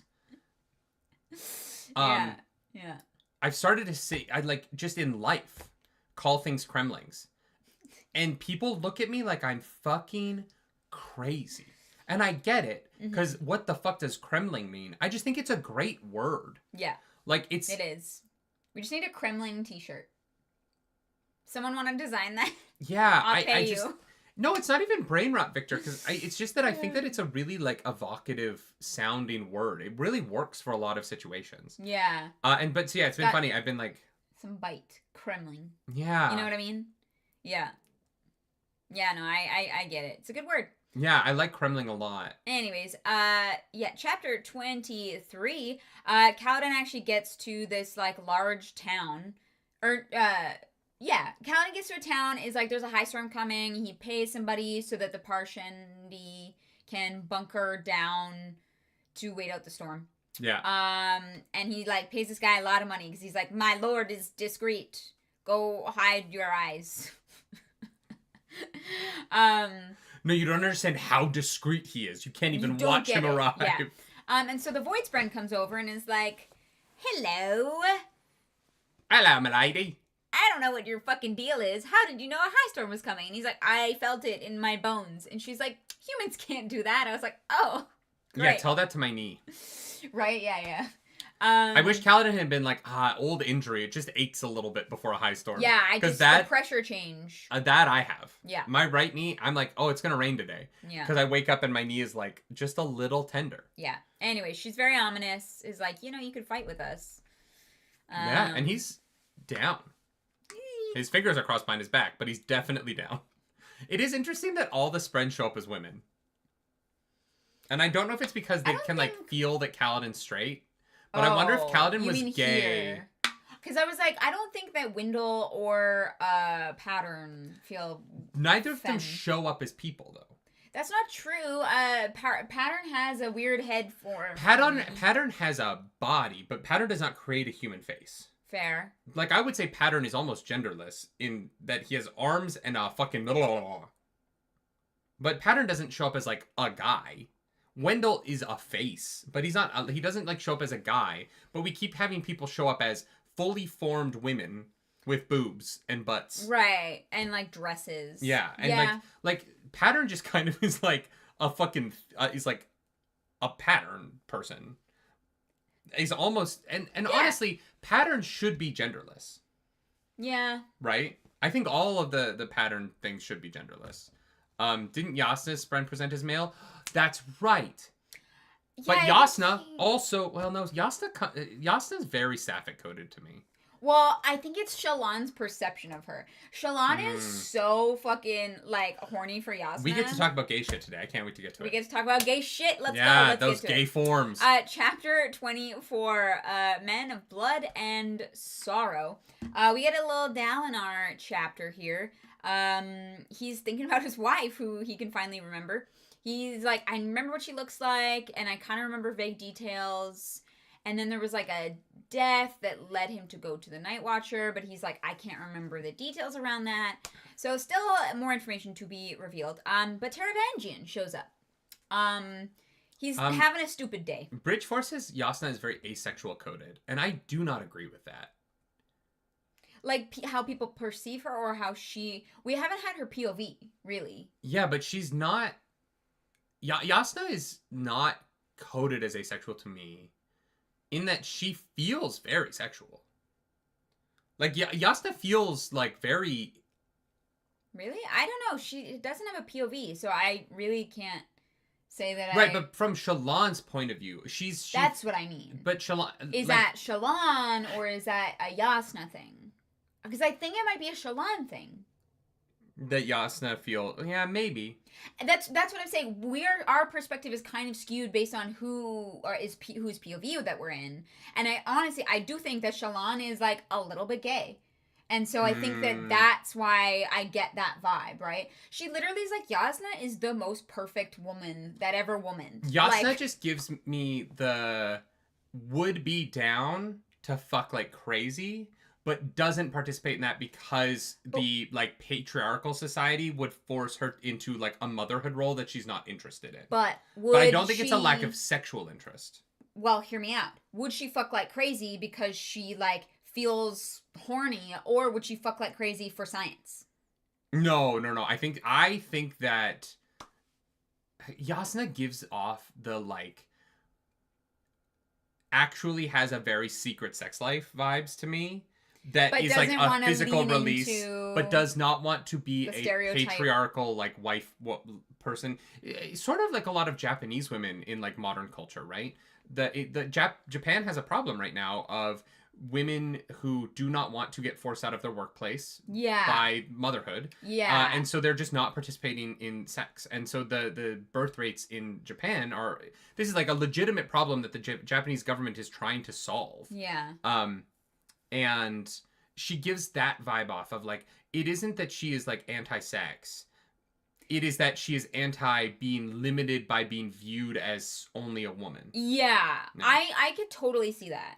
That's why, I would actually love for one of these books to be a Yasna POV, because I'm so interested. I mean, she's on the cover of this book, right? So maybe actually we do get some POV stuff. That is fair. Well, no, aren't we getting it in this section? I never look at that. Didn't it say Yasna? I don't know. I never look at that. I think that if Yasna could be in a relationship without it meaning that she is in the subservient role within their society, I think that it would she would be 100% down. Yeah. That's the vibe I get from her. Is that her holding back is not like a personal choice, but more a like reticence that society has put on her. It's more like a statement. Yeah. Yeah. I get that. But she has a very secretive guy that comes and she sits on his face at night before she goes to bed. It's her spren, actually. Mm-hmm. Yeah. If anyone in these books is ace coded, weirdly it's Kaladin to me. No, he's so horny for Shallan. But that never felt sexual, which is what's weird about it to me. Oh, it felt like a kind of he feels asexual. Like Kaladin feels almost asexual, but not aromantic. Yeah, I was gonna say, you know what it felt like? It felt like, I'm spoiling a small moment in Game of Thrones, where the Unsullied are going to brothers to like cuddle with people. Yeah. To like feel like a connection to. And that might change. That's just kind of how I feel about him right now. I could understand that, honestly. Yeah. Yeah. And maybe like I'm unable to divorce the way I feel about Yasna's connection to the patriarchal society from what other people would view as being ace-coded, right? Like that might just be our perceptions coming from different angles right now. Well, and also, like I said, we haven't had her POV yet, and I think that would definitely change things. Yeah. Yasna would be a perfect woman for Kaladin. There's nobody changing my mind. I actually would. I think they would be great together. The age difference is maybe a little questionable, but I think maybe in, like 10 years at that point. But we don't know, like, do Radiants live longer? It's not about that. I just mean, like, Kaladin is 20 and she's 35. Oh, yeah. I think if they waited a decade... Kaladin is a very mature 20. You know what I mean? Like, I don't think that... No, don't say that. That's weird. No, but I mean... weird. In the sense of, like... She's very mature for her age, though. But I don't mean it in that way. I mean more in in life experience. I think that Kaladin would struggle to date a 20-year-old woman because of how much loss and Like, I think that when I say old for his age, I literally mean that he has experienced so much loss that he would need a partner who has the mental and like emotional understanding to be able to be supportive of him in that. Which is why Shallan is not the right answer. Right. No, but I mean that, right? Yeah. Like, I think that he would need somebody who has a very grounded and stable emotional availability. I honestly don't think we've met a good match for Kaladin at this point. No, but I think Yasna would be the closest in my opinion. The closest, but yeah. No, I agree with you. Yeah. Yeah. Yeah, no, I understand why you push back against that idea because of like the modern context of like just the phrasing. I want to make sure that we're But I do think that that's a real thing. Yeah. I just think that people use it as an excuse to date 18-year-old girls in a way that they aren't actually mature for their age. They're just 18-year-old girls. Yeah. Whereas with Kaladin has legitimately been a slave and fought in multiple wars and is a leader of hundreds of men and has seen so many people die. And I just think that like there is a real thing to he needs somebody who is a real adult. Yeah. To be his partner who can handle it when he has those. Kaladin is gonna suffer from PTSD. There's no way he's not. And you need a really mature partner to handle that, right? For sure, 100%. And Yasna is someone who has experienced loss, right? So it's yeah. I think out of all the people that we have seen so far, it's why a lot of times widows end up dating each other, because it's really hard. There is something to the fact that it's really hard for widows to find a partner who hasn't experienced that and be able to like relate, right? Yeah. And so you'll see a lot of people who, after they lose their spouse, will end up dating someone else who has also lost a spouse, because there is an ability to there's just something to the understanding of what that person has been through that helps those relationships along. That's why I think they would be good for each other more than anything else. Is I feel like they have that ability to kind of.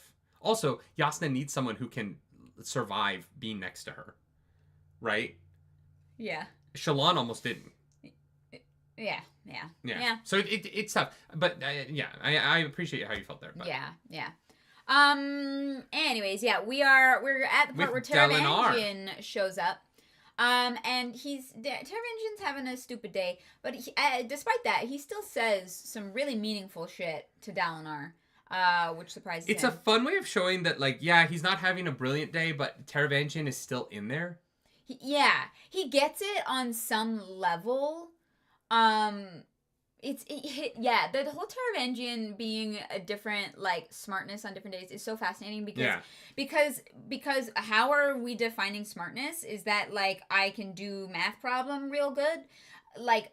Well, Taravangian literally gave himself an IQ test, which is just a problem-solving test. Right? Yeah. Like IQ tests are literally like problem solving, and it's the only kind of intelligence that they monitor. But like intelligence, I think is like intuition and ties into intelligence, but you can't have like an intuition test really. Like it's such a interesting concept because you want to be able to measure it somehow, but those measurements are never actually gonna be real. Like, well, but like it's like I have a very high IQ. Right. I've been tested multiple times.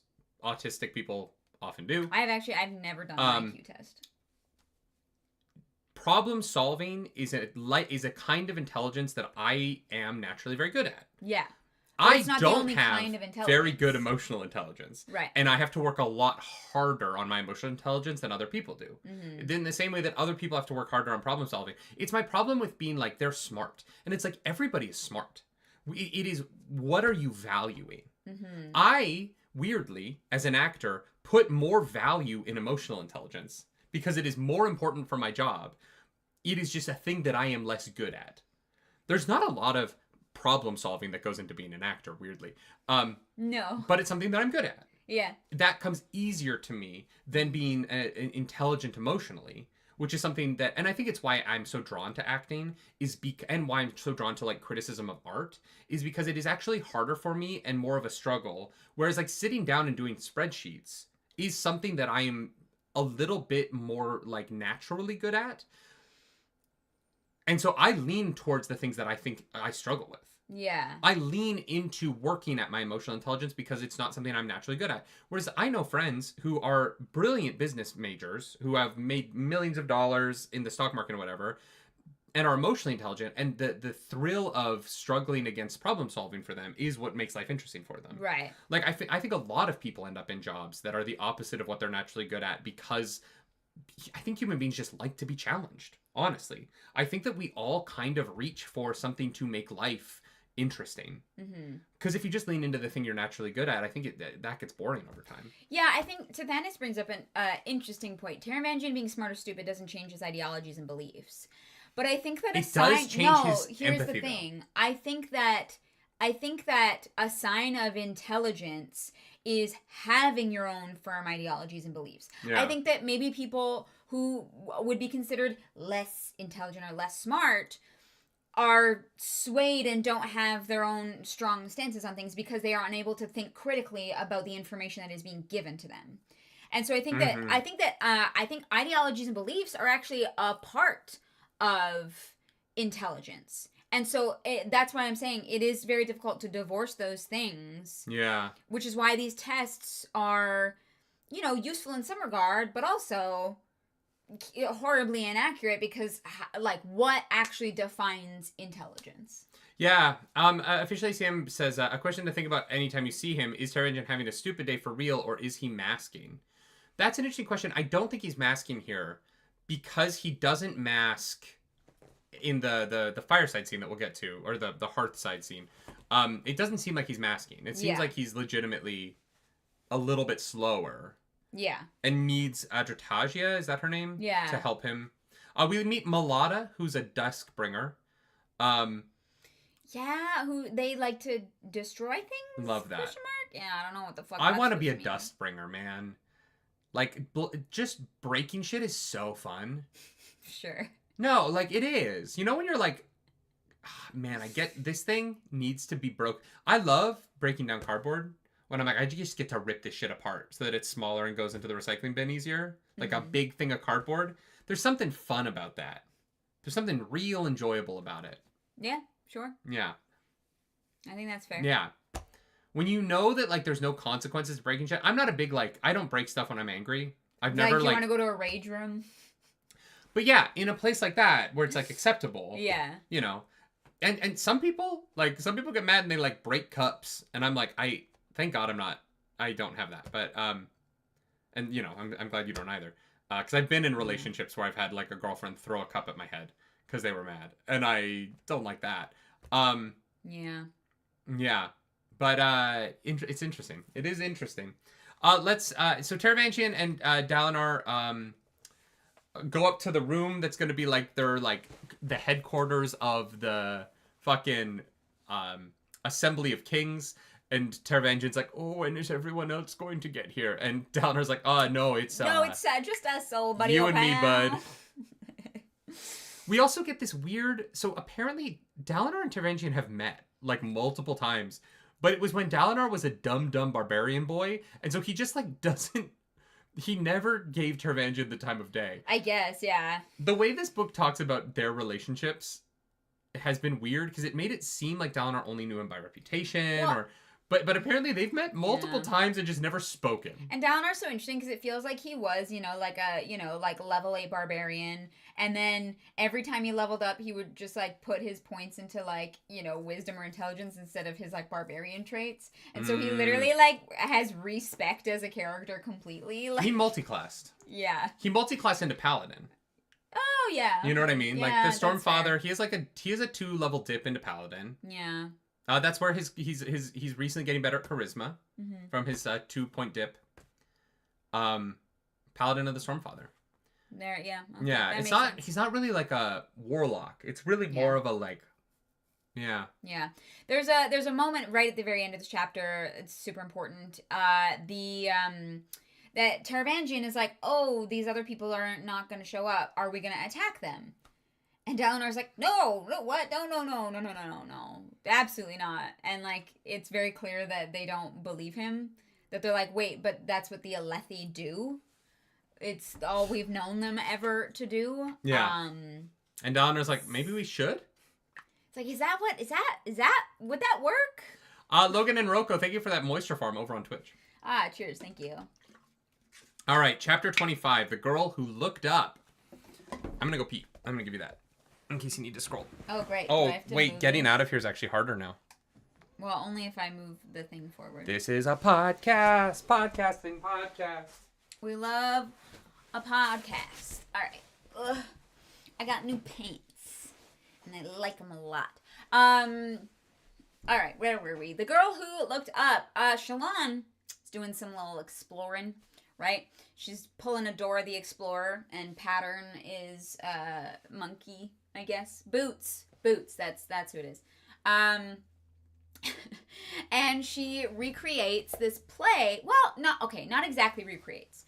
I think that it is inspired by a play that she saw when she was younger. I think, right? I know there are moments that she describes that were like in the play, but I think it's kind of her. I feel like she is embellishing it, I think is the right word. But Pattern fucking eats this shit up. Pattern's like, wait, a bunch of people sit around and watch other people lie in the best way that they know how. This is brilliant. This is peak humanity. And this is why Pattern is my favorite, because Pattern truly believes in the value of art. And I do love that for us.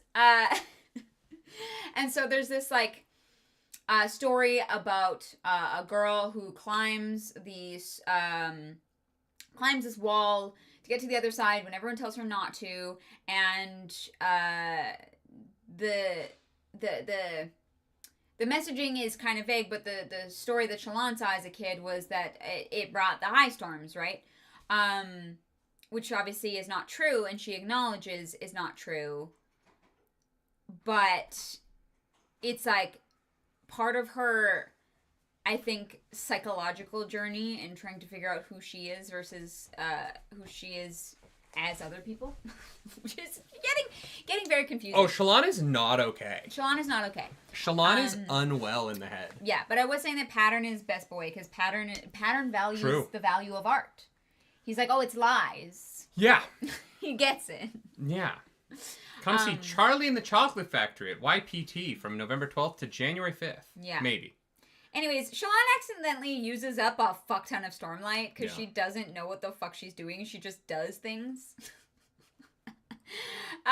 Anyways, she leaves the theater. They run to the market because there's a figure, like a weird, shadowy, blobby something. Yeah. That they think is a spren that they chase into the marketplace. Yeah. And a Horn-Eater gets stabbed, which is Rock.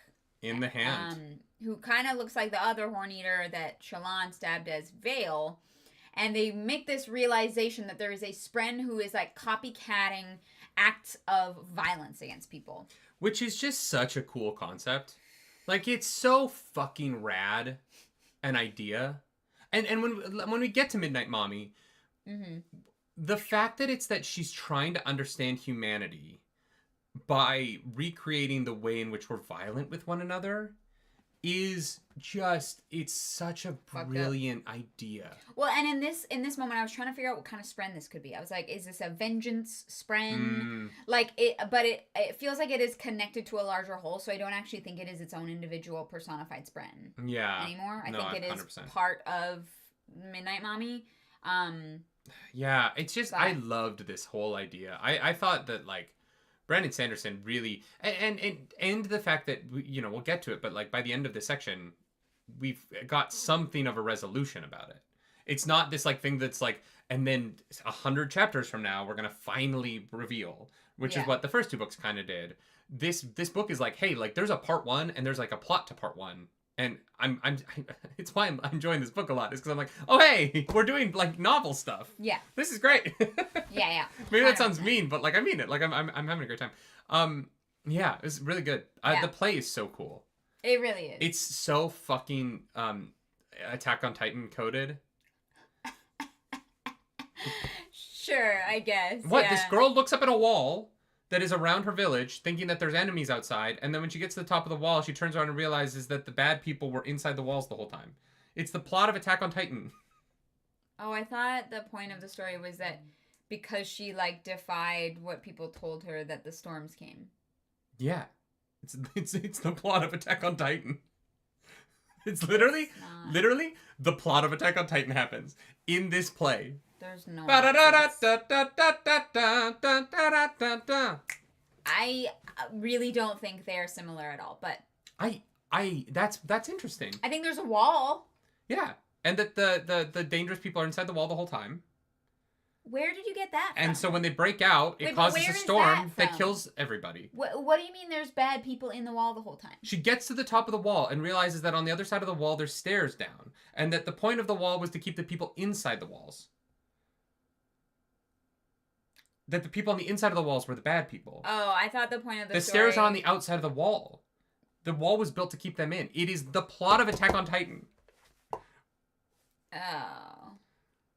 Oh, I thought it was that the point of the high storms being... I don't know. It doesn't matter. I don't care. Bridgeforce says, I think it's more about the people inside the wall are trapped there. It's an open prison. That's the plot of Attack on Titan. That is what makes spoiled it for everyone. Yeah. And not really. Like, you figured that's really early stuff. You don't... The why and, like, the like, blah, blah, blah of it is later, but, like... Yeah, anyways. Yeah, it's she goes on stage and recreates Attack on Titan... And then sees someone in the back of the audience and is like, wait a second, someone's watching me. Yeah. Anyways. Skepcat says, seriously, how is that a children's story? I don't know if you've read children's stories from before, like, 2005, but they're always a nightmare. Yeah, you should read The Little Mermaid. Have you seen Goonies? Have you seen them? Have you guys watched the like, Goonies... movie recently? Because what the I have not watched it's a little racist towards the Asian kid, but god, that movie is horrifying. Yeah, it's so scary. You read the original Little Mermaid or like Sleeping Beauty, it's pretty fucked up. Anyways, chapter 26 is Blackthorn Unleashed. Coraline is a good call. Coraline is terrifying. That movie's so good, too. Yeah, it is. Yeah, Brothers Grimm stuff, fucked up. The movie Brothers Grimm, though, is wild. It's a wild ride. I love it. I love it. In a weird nostalgia way. It is a guilty pleasure film, for sure. That should be our Halloween movie. We've already seen it. No, I mean, like, for us to watch by our, like... Oh, I'll watch it with you, I thought you meant for reactions. I was like, no, we're watching, I'm pretty sure it's Alien Romulus that won the poll. No, I just mean, like, you know how people have, like, traditions and stuff? You want Brothers Grimm to become our tradition? I love that. Our Halloween movie. Hell yeah! If you want to hang out with us on Halloween and you're in Toronto, we're going to be at Offworld for the... Pink City Party. Let's go! So if you want to come say hi, please do. It's going to be a fun night of... me going to bed early. I'm so sorry. I'll only probably be there till 11, but... Yeah, I see. I envision us probably leaving around 11. I have rehearsal at 10 a.m. the next day, so I'll be out. I just mean, like, that'll get us home around midnight, so we're good. I will begin saying my goodbyes at 10:45. Yeah. And I'll be out there at 11. Yeah. Chapter 26 is Blackthorn Unleashed, which is 29 years ago. Mm-hmm. There's gonna be a battle, and he's praying with his betrothed. They're not actually married at this point, and she basically tells him to, be a little more human. She's like, be a man, not a beast. Yeah, don't be I'm like, you haven't met a lot of men, Evie. Raging, killing machine. Gavlar's like, wow, Sabariel hasn't shown up, but I guess that's not that big of a surprise. Due to supply line problems. Look, he's sure consistent. Sabariel is very consistent. There's a group of Rashadium that just gallop by. They're just basically like herds of gods that run It's around. like if Shadowfax just like rode by a battle before it started. Pretty much. Yeah. And so the fight begins, and Gavlar's like, look, Kalinor's here. If you can go kill him for me, this all might be over, and we can just make a kingdom out of this kingdom. Yeah, so Dalinar goes into rage mode. Yeah, literally. He rages hard. He rages a little too close to the sun, and ends up like just slaughtering people indiscriminately, which includes some of his own his own elites. So yeah, the Thrill. Okay, so now we have to talk about the Thrill. The Thrill is one of the unmade, right? No, it comes from one of the Unmade. Unmade. Yeah, that's what. Yeah, because we know the name of it. You? Yeah, we know the name of the Unmade it comes from because in the diagram in Words of Radiance, Taravangian writes that I can't remember the name. Can someone just post the name that Taravangian writes in Words of Radiance? I know where it is in the book. I just don't want to go look for it right now. Mm-hmm. But that it's moved. Yeah. Nurgle. Right. So Nurgle is which is so close to Nurgle, which is the god from Warhammer 40k, which is so funny, the Chaos God. It's also very close to Narg. Narg. The Nurgles of the nerd table. Yeah. And so that's a mouthful. The Thrill. I wish we had seen this Thrill earlier. This version of it? We've never seen it make someone go this far. No, but I think that, like, how would you show that in a POV of any of our main characters? Well, it's just, we've seen characters have the Thrill a lot on the battlefield, and no one's killed their own people before. Only Dalinar. No, Adlin's felt the Thrill on the battlefield. They talk... Oh, no, you're right. He does access it. But, like, no one ever accesses goes the Thrill during his duels. Yeah, I just mean, like, no one ever goes as far as Dalinar. Like, Dalinar is like an addict. Yeah, but it's weird. The thing that's weird about the Thrill to me is that in this chapter, it makes Dalinar so blinded by rage that he loses control and kills indiscriminately. Which feels like it's a first time for him because he seems surprised by it. Yes. But when Adlin accesses the Thrill when he's dueling, it doesn't like make him lose control. He's so in control. Yeah, and so I'm not saying that I needed Adlin to kill people, but it would have been nice for the storytelling of the Thrill to me personally to see Adolin slip a little bit because of it. Like just a little bit of storytelling about him getting too rambunctious would have helped me kind of see the storytelling of the Thrill as this, because it really seemed like it was just adrenaline, and now it made him kill a bunch of people. And there's something about the Thrill feels inconsistent to me a little bit right now.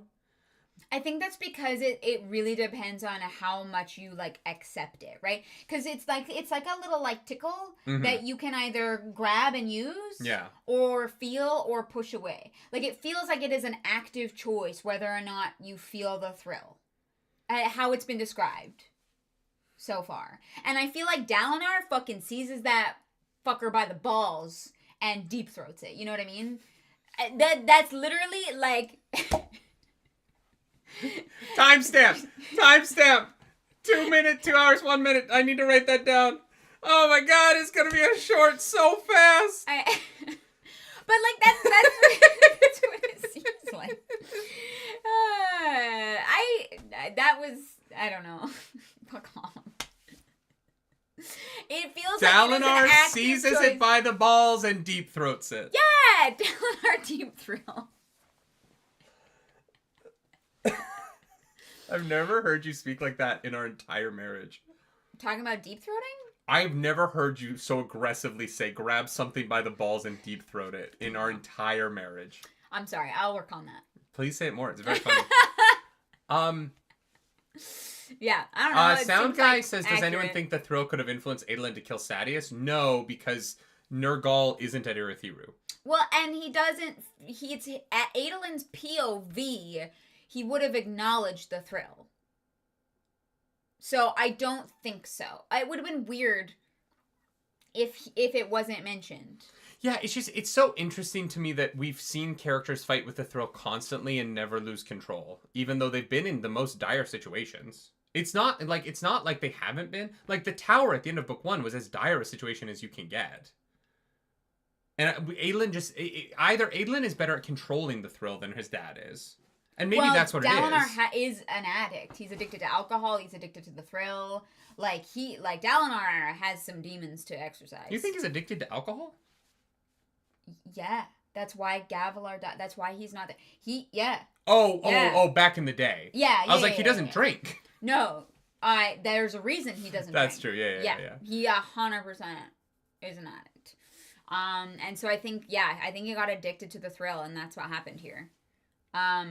Yeah, it's just interesting. We've never seen someone lose control and Yeah, I don't know. The thrill seems inconsistent to me right now. I like the idea of it. And I think that it's more interesting in this book than it was in the first two to me. Well, like a lot of but that's a lot of the Stormlight for me right now. I think that a lot of these ideas are being explored stronger in this book so far than they had been in previous books for my taste. Right. And so I think like this version of talking about the thrill is actually working better for me than I think that. I think the Stormlight is getting stronger as he writes it. For sure. It does take some retconning to do that, right? Like he literally had to retcon the end of Words of Radiance to work within what he wanted the story to be. Right. But I do think that as Brandon Sanderson is writing these books, it does feel like the Stormlight is coalescing stronger a little bit. Yeah. Whereas like the world building at the beginning was great, but it was so random. And I don't think that Brandon Sanderson knew how to use the interludes well yet. I think he was trying something with them. The interludes have also gotten better. They've gotten a lot stronger and a lot better. Sure. They're helping with the tone of the book better than I think in the first book, where the interludes all felt like they almost had their own tone. So random, yeah. It almost felt like back then in Way of Kings, it's almost like he's trying to write short stories within the Cosmere, whereas now in Oathbringer, the three interludes, we'll get to them in a second, but it almost feels like they're filling out this book better. Yes, I agree 1,000%. I also am, the one thing about the thrill that I really want to know is it like a spren and it is attracted to like violence and feeling the thrill, which is why it follows the Alethi so much? Yeah. Or are the Alethi so violent because this unmade has chosen them to follow and kind of like pollute? That doesn't make sense to me though, because the thrill was in Yakaved for the Civil War. That's where I get. So that's where it feels and it was like weird. Attracted to violence. Yeah, that's what I mean. Like it feels like it is attracted to violence, and it moved. Yeah, it is it is going to the place where the war is happening. Yeah, but the reason the Alethi and then it chooses known, a side, I guess. Well, but the reason the Alethi are known. No, I don't think it chooses a side. I think anyone on either side of the fight can feel it because it just. I don't think listeners can. No, I don't think that they can be affected by those spren. They are also of Odium spren, so they are also of Odium, so they can't be affected by his spren in the same way. Maybe, yeah. Do you think someone could bond Nurgle? Like, is that where like the champion comes from? Is it like do we get unmade? Fused that bond the 9 unmade? Maybe. I don't know, but yeah, it definitely does feel like it is like a spren that is attracted to violence. I don't know. Yeah. Anyways, Dalinar slaughters a bunch of people, and he finds Kalinor, who is riding a Rashadium. But he's an idiot, and he gets off his horse.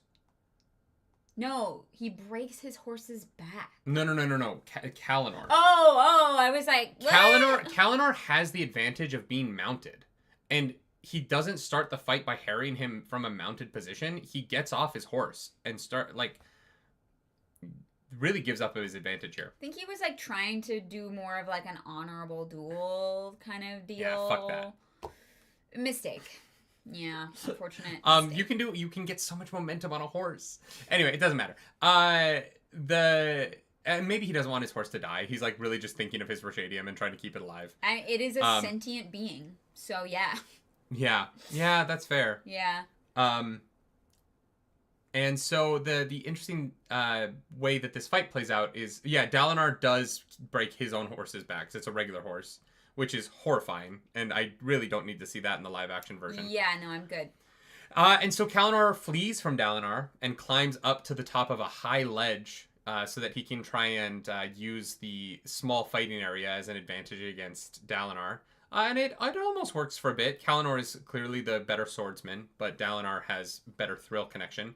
And so he ultimately gets Kalinor to stumble, drops his sword, which poofs away into mist, and then he falls, he's hanging, and then we get the Scar Mufasa moment from The Lion King. Brother! Yeah. Help me! And then Dalinar gets down and is furious because he's very thrilled. Gavilar's people are picking at the Shardblade, and he feels like that's his. And then he looks over at his brother and he's like, I should be king. And then he goes full Scar and starts running at Gavilar to murder him. And Gavilar turns and sees his brother running over victorious and goes, brother, yay. And the horrifying version of this would be Gavilar, in his excitement in victory, gets run through by a shard blade. Yeah. Thankfully, Dalinar sees his brother's face, realizes, what the fuck am I doing? Yeah. And he vows never to be king because he's like, I this can't is the moment. be trusted. Yeah, this is the moment where he's like, I will not rise to the throne. Yeah. Because I'm not a good guy. And he says, that shard blade, give it to your heir. And he's like, I don't have, to Yasna? And he's like, no. Give it to a woman? You're not gonna never fuck Navani again. Yeah, you'd be She's stupid. so hot. Put a baby in her. They did. We don't have condoms. There's no latex on Roshar. Oh, no. Yeah. Well, no latex allergies then, so. Yeah. You can make it out of, like, lamb skin or something. There's, like, isn't I there don't lamb think skin? they have lambs. They got chickens. That's right. I don't know. Maybe they use, like, chicken stomachs. I don't fucking know. Yeah. No idea. Maybe they don't have sheep, yeah. I honestly could not fucking tell you. They got pigs. No idea. Crab shell condoms? I mean, oh, man. Maybe. That a chitin condom is just a fleshlight. Like, that's not... You're not feeling anything through that. They use hog skin for leather. That's probably too thick for a condom, though, right? But maybe it's like the stomach. Maybe. Or the bladder. The bladder. I don't know. You're actually fucking alive. I actually just think they don't have condoms. I'm not gonna lie. No. They probably have that special fantasy tea that the women can drink. You know who doesn't have condoms? Rock. The Makabaki do not engage. The Makabaki also do not pull out. They penetrate and they come inside. Yeah. 100%. Plain Pretend, Chapter 27. Shallan is having a meeting with Dalinar and the High Princess. She's not really paying attention. She's sort of just drawing. The Unkalaki. Why are they so close? Who are the Makabaki? Are the Azish? Oh my god. That's rude. Honestly, that's fucking rude. Yeah, I don't Whoever like that. named those, wrong. Incorrect. Oh, Sigzil is Makabaki. Fucking hate it. Unkalaki Makabaki Hamana Amikihini Wakahini U. Yeah. Humanuma Nuka Nuka Apawa I wanna Wakahini ooh. Yeah, thank you, Sharpay Evans. Isn't that Ryan? Sharpay doesn't sing that song. I don't know. It's cut from the movie. Yeah. But it's in the musical. Yeah. For some reason. Anyways, they're in a meeting. High School Musical 2, y'all. Get on our level. Yeah. Get on our level. Yeah. Look, I fucking... Bet I love High School Musical. Bet on it. The freaking baseball song is like one of my favorite things. It's so goofy. That's the third one, right? No, that's the second one. Baseball. Yeah. What's the baseball song? I'm blanking. It doesn't matter. We're anyways, at 2 hours. No, you know what? It doesn't. We're at 2 hours and 11 minutes. Doesn't fucking matter. Anyways, Shallan is like, this is the weird, random, formless thing that is doing bad things that we need to hunt down. Yep. And I don't know. Where are we? Malada is like, I can't see don't belong to Taravangian. I was with my spren Spark, which definitely sounds like a void spren. No, it sounds like the spren of someone who would blow shit up. Yeah. You know what I mean? Like if your job is blowing shit up and you're like, yeah, my spren's name is Spark. And I'm like, oh, yeah, that makes sense. Like the spark that ignites TNT. Yeah. Yeah, that works to me. And was like, we need to get to Urithiru, and Taravangian was the way there. Yeah, yeah. You don't think what? Sorry, Emberize. It's I don't dance, I know you can. Oh, that song. If I can do this, then you can do that. Yeah. And right, because that's when he's trying to convince Corbin Blue to become a musical boy like him. Yeah. So they can be gay lovers. And good for them. Yeah, Pattern disappears for a minute. Did we ever figure out why Pattern disappeared? I think I always thought Pattern was like trying to find. I don't remember. I don't know. Anyways, Amaram shows up. Eli brings in Amaram and is like, hey, so the little Sadius is too young to be full Sadius, so Amaram is going to be Sadius. Yeah, he's going to be our High Prince, as if he's ever going to... Here's the thing. And Eli, I think, really fucked up here. Because there's no way that little Sadius makes it to adulthood. You think Amaram isn't gonna murder that kid? I mean... You're trying to tell me you think Amaram, the guy who murdered so that he could have Shardblade, isn't gonna kill that kid so that he can stay a High Prince? Yeah. I lie. Not a good play. I lie. What are you doing? You just got your son fucking murdered. Shallan tells Adolin that Amaram killed her brother, and Adolin is like, actually. Oh, how do I tell you this? That was Kaladin. No, it's her like cousin. Lil Sadius is like a cousin or something. Oh, right. Maybe she doesn't care that much about him. Maybe she's fine with him getting murdered. Maybe she doesn't give a fuck. I mean, maybe she'll marry Amaram or something. Amaram is hot. True. Right? Like, Amaram is not... He's like a very, like, Chad type. She is elevating him to marry him so that she can stay in power. Maybe. That's probably what it is. Maybe. Yeah. Anyways, yeah. Right. Ooh, that actually makes more sense. She doesn't want that nephew to get raised up because she wants power. Yeah. I don't think she gives Eyeline might be the one to murder that boy. Maybe. Wild. Maybe. I do not have a very high esteem of Eyeline. Nah, she's kind of a bitch. Anyways. Wow. What? You can't talk about women that way. You're a woman. I can't, exactly. Yeah, only I'm allowed to talk about women that way. No, you're not allowed. Okay. I have deemed it. So, make it so. Yeah. Yeah. Anyways, Adolin is like, hey, Kaladin actually killed your brother, so that sucks. And she's like, I'm not going to deal with that now. We're going to move on. I'm not going to deal with that now. And then it's like, wait, who draw these? I don't remember drawing this. What is happening to me? And then Adelin's like, you need to be a better leader for your men and give them dangerous shit to do. And she's like, you know what? You're right. I'm going to go find them dangerous shit to do. Yeah. Chapter 28. Another option. Dalinar is upset with the Aesir people. They are planning to destroy their Oathgate for the most reasonable reason possible. They're like, hey, it's actually really dangerous to have a teleportation gate in the middle of our city that we literally cannot control. So we're going to destroy it so that people can't just teleport into the middle of the city unannounced. And I think that is absolutely fair. I think that's very fair. Yeah.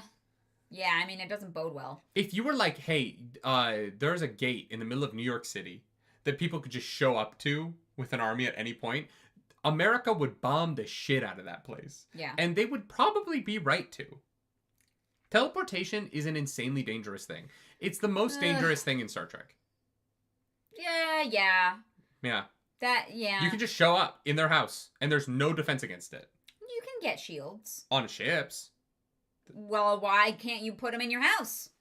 Oh, maybe you could have a localized shield over a city. Yeah, you might be able to do that. I don't know. I don't think we've ever seen that in Star Trek, but... I have not seen every episode of Star Trek, so that might be a thing. Yeah, who knows. Anyways, Queen Fen, Dalinar's like, let us in. And she's like, no, fuck you. And he's like, what the fuck am I supposed to do? If I could talk to her in person, God, that would really change everything. They find the Oathbringer. They find the sword, the Shardblade, that was, like, tossed out the window. And Dalinar can hear the meet screaming. Lynn. Yes, we do. Lynn is this woman who is a very good scout, and she finds, She is, like, she tries to, like, basically insert herself into being the one to run messages for Bridge 4. Yeah, because she thinks they're super cool. Yeah, I mean, which is fair. They are. Oh, it is in Picard. Okay, yeah, we haven't seen Picard yet. Oh, yeah, I never watched Picard. Yeah, so, the Spren still screams, but less quietly because it remembers Dalinar. Yeah. Which is so They weird. killed a lot of people together over the years. Good for them. Anyways, he's like, Stormfather, can we heal these blades? And he's like, probably not. No, he says, I don't know if there's a way. Yeah. But he doesn't say probably not. He's just like, I don't know. A pessimist. Anyways, Dalinar is like, Amram, fuck you. You will see justice. And Amram is like, yeah, sure. Later on. Don't worry about it. But I do like that he goes and gives Eli the sword back. Yeah, he's like, this is yours. Lays it, And doesn't even say anything. He just puts it on the ground and turns to leave. And she's like, hi, why? And he's like, it's yours. I don't know. Yeah. I'm not asking anything of you. I didn't kill Sadius. Yeah. We found this in a bush. Yeah. That's not suspicious at all. Amram makes Dalinar kind of question his sense of morality, which is fair, honestly. I get it. Yeah. I have a real problem with the way he's like, Amram, you're going to be one of the most powerful people in the country for now. And then once all this is over, then we'll deal with it. And I'm like, God damn it, Dalinar, you're fucking up so bad here. You really are fucking up so bad. Yeah. And I don't understand why. Like, I actually, like, I can't fathom why you would make this choice, personally. It's so bad. He is, like, this idea that you need every High Prince, including one that will murder your subordinates to have power, is just probably insane to me. Yeah. At least have that trial first. You guys are just sitting up in Urithiru. You might as well. I guess, yeah. You know what I mean? Like, at least get to that first, but, like, oh, God. Yeah. It's rough, and it's gonna cause a lot of problems. It's gonna be a problem. Stormfather is like, oh yeah, I can like show these visions to anybody, actually. And I could also put you in the vision with them. Dalinar's like, okay, Stormfather, hey. I need you to start telling me everything that we can do. Yeah. Instead of being like random about it. Because the random, this could have been so useful. Yeah. Yeah. And I just I need you to stop revealing information at a later date. Yeah. Yeah. It's fine. Stormfather, like, is like, he's his friend. He's like, I don't know. I don't know what you need from me, dog. I'm just here. You know. Dalinar just keeps being like, God, I need this. And the Stormfather's like, I can actually do that for you. And he's like, Stormfather doesn't really pay attention. No. Yeah. Chapter 29, No Backing Down. We reacted to this one. We did. This is Midnight Mommy. Good fucking chapter. Holy shit. Yeah, very cool stuff. She's trying to find this like shadowy formed killer thing. And she gets there's a report, someone attacked somebody, and then they were hanged for it. And so she's given her people, like Gaz and her guards and whatever, the information of, like, this might be what the person looks like, so they've been keeping an eye out. Turns out they were watching for the wrong thing because someone got hanged and not hit over the head with a bottle, and I saw that fucking coming. You did. You nailed that one. Yeah, I was like, that just made sense to me. Because I kept being like, how is the Spren gonna hit someone in the head in the same way that accidentally kills them? Like, it seems like just gonna get hanged. Like, when you stab someone through the hand, you stab someone through the hand, but like hitting someone with a bottle, two people getting hit in the same part of the head with a bottle in the exact same amount of force, one might die, one might not, right? Yep. Like, you never know. Life is random in that way. Yeah. But a hanging, not as random. Yeah, exactly. Yeah. So they chase this thing, and they get to a secret tunnel.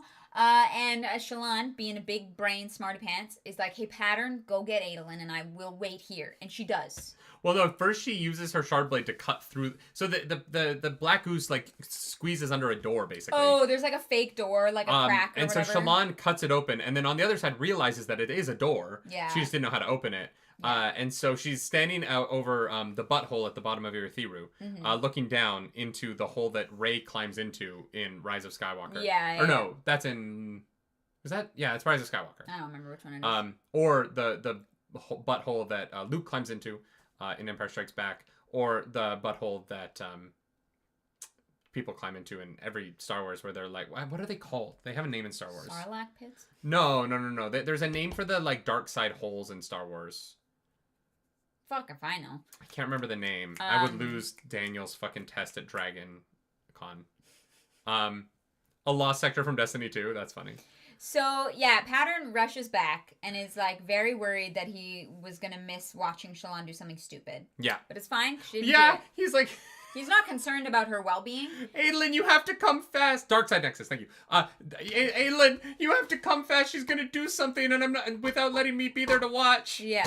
Do something dumb. Pattern loves to watch. He wants her to fuck up, but he has to be there for it. And so Adolin brings all of Bridge 4. It's so funny. Yeah, all of Bridge Pattern. 4. Yeah, he is. Look, Pattern is my favorite. Honestly, Pattern might be my favorite character in anything ever. I love him. I love him so fucking much. So anyways, they descend into darkness. And there's like rooms covered in murals. There's stuff about the 10 Heralds. There's like decrepit books. like that have like decayed and decomposed, and there's like really nothing left. So there clearly was a wealth of information in this place that is no longer there. Question for you. Yeah. This chapter reminded me of the Heralds. Okay. Why isn't Dalinar more concerned about the Herald that he has captured? It's like Dany and the Iron Fleet, you know. He just forgot about Talonel? Yeah, because he's missing, right? Like, he's fully missing. Took him. Yeah.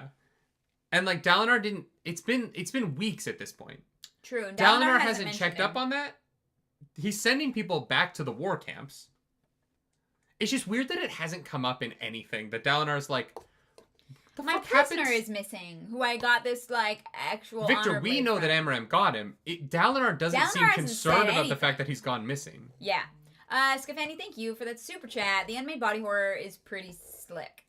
It's well done. Yeah.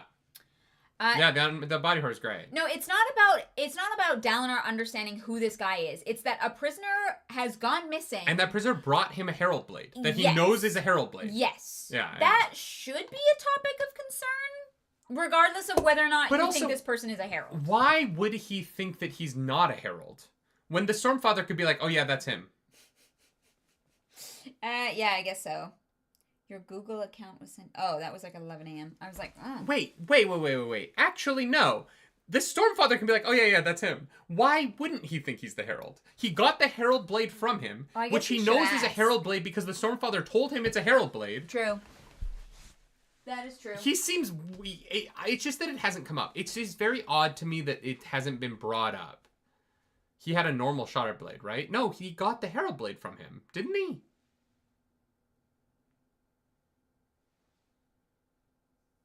I don't know.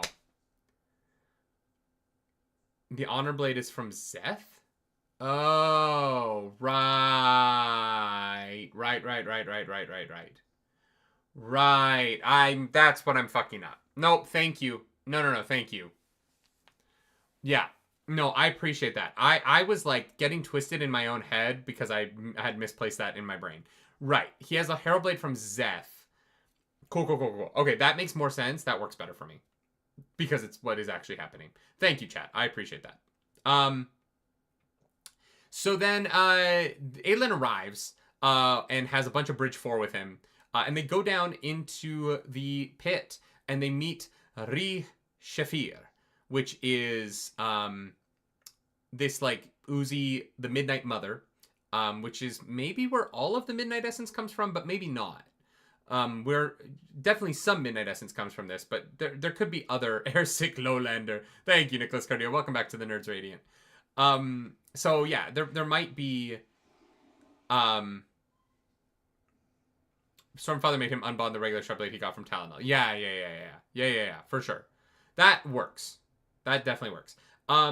So then they go down and they start fighting these like fucking shadow creatures. I was joking that it's like fighting like Shadow Link in any Zelda game. You always fight him at least once. And especially in, you fight a lot of him in the new Echoes of Wisdom game. So this is, oh my god. Fucking Zelda in the new Zelda game, right? Where you finally get to play Zelda. You have a wand where you recreate things that you've seen to fight Shadow Links. Zelda is Shallan.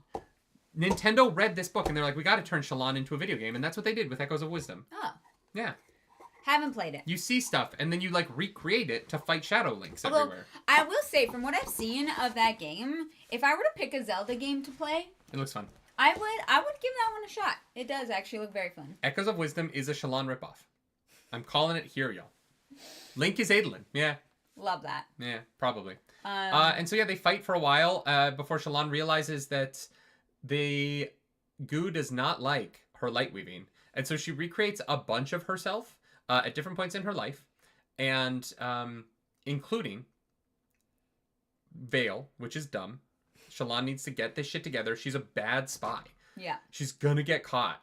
And then she like walks over as this thing is like cowering and she lays her hand on it.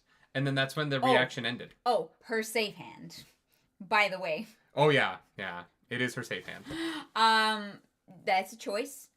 she basically like stripped naked in a room full of men. It is like the most intimate thing she could do. Yeah. She basically gives a hand job to the Midnight Mommy. In front of a group of men. Yeah. 100%. It's very sapphic. Yeah, sure. Chapter 30, Mother of Lies, it's just the continuation of this. Shallan feels this like mass of thought enter her brain, and realizes that it just wants to know humanity really well. Through violence. And so that's why it recreates the violence that humans perpetuate. Yeah, she feels like it has been a spren that has been kind of like perverted and twisted to only be able to recreate the violence that people do to one another. And so she's somehow able to suss out that the Unmade had previously been trapped by a Lightweaver, and so it's deeply scared of her. And in like overwhelming it with light weaving powers and scaring it, she's able to force this thing to run away, and it flees down a tunnel, revealing this pillar of gemstones that have been fused together in the middle of this room. My like bold prediction for these like Unmade things is if they are spren, and it does turn out that you can like save spren by bonding them. Oh, I don't know how maybe, but if it does turn out that you can save spren, I wonder if the Unmade are spren that were like, what's the word? Like tainted, like changed, like in a negative way. I wonder if they can be like fixed. Oh, interesting. Instead of killed or like imprisoned. Right. I mean, it would be nice for that to be how they win, you know, as they turn enough of the Unmade against the champion. Yeah, and not even against the champion, but they turn them back into their things that they were originally, because they are embodiments and personifications of humanity. I think bringing the humanity back to Roshar would be a really beautiful way to defeat Odium. Mm-hmm. But I don't know. That is a very long-term, down the road, bold prediction. Yeah. But that's the thing. It all depends on if spren can be revived or saved or changed. Like, because it almost feels like the blades are dead spren, but maybe they're actually like corrupted spren, and corrupted spren are considered dead. Because if they're dead, how are they alive with a physical body that can scream? Like, death seems like a thing that is that spren interpret differently than people. Interesting. I like that. No, it's a good point. I don't know. I'm really curious to see how they manage to get Stormlight to this pillar and what happens when they do. Yeah. Because it's got to be some kind of fabrial thing, right? Well, and like I have a feeling it's going to be an information thing. I think that once they get Stormlight to it's a library. It's in the middle of the library. It's the Kindle from fucking Wheel of Time. I think that's what it's going to be. That once they can get the Kindle from the Wheel of Time. Remember when they found a Kindle? Yeah. That was so funny. I do. The problem is only the women can read it. So it better have like an Audible version. You know what I mean? One half of the pillar is books, the other is audiobooks. Yeah, exactly. And you're on one half and I'm on the audiobook side. Exactly. Yeah. That's so funny. No, I do feel like that pillar is going to be an information source for our heroes at some point. Mm-hmm. That is the vibe that I'm getting here. Is that there's going to be some element of like that is where this information is stored. What if the 10 Unmade were like corrupted spren of the 10 heralds? Like, they broke their pacts so hard that... I don't think so, because I think that the heralds fought the Unmade. Oh, I thought they were fighting like thunderclasts and shit. Yeah, but so the problem with that is that the heralds walked away at the same time that the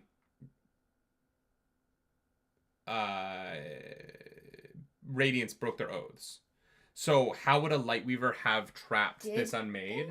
Yeah, that was all at the end of the Desolations at the same time, right?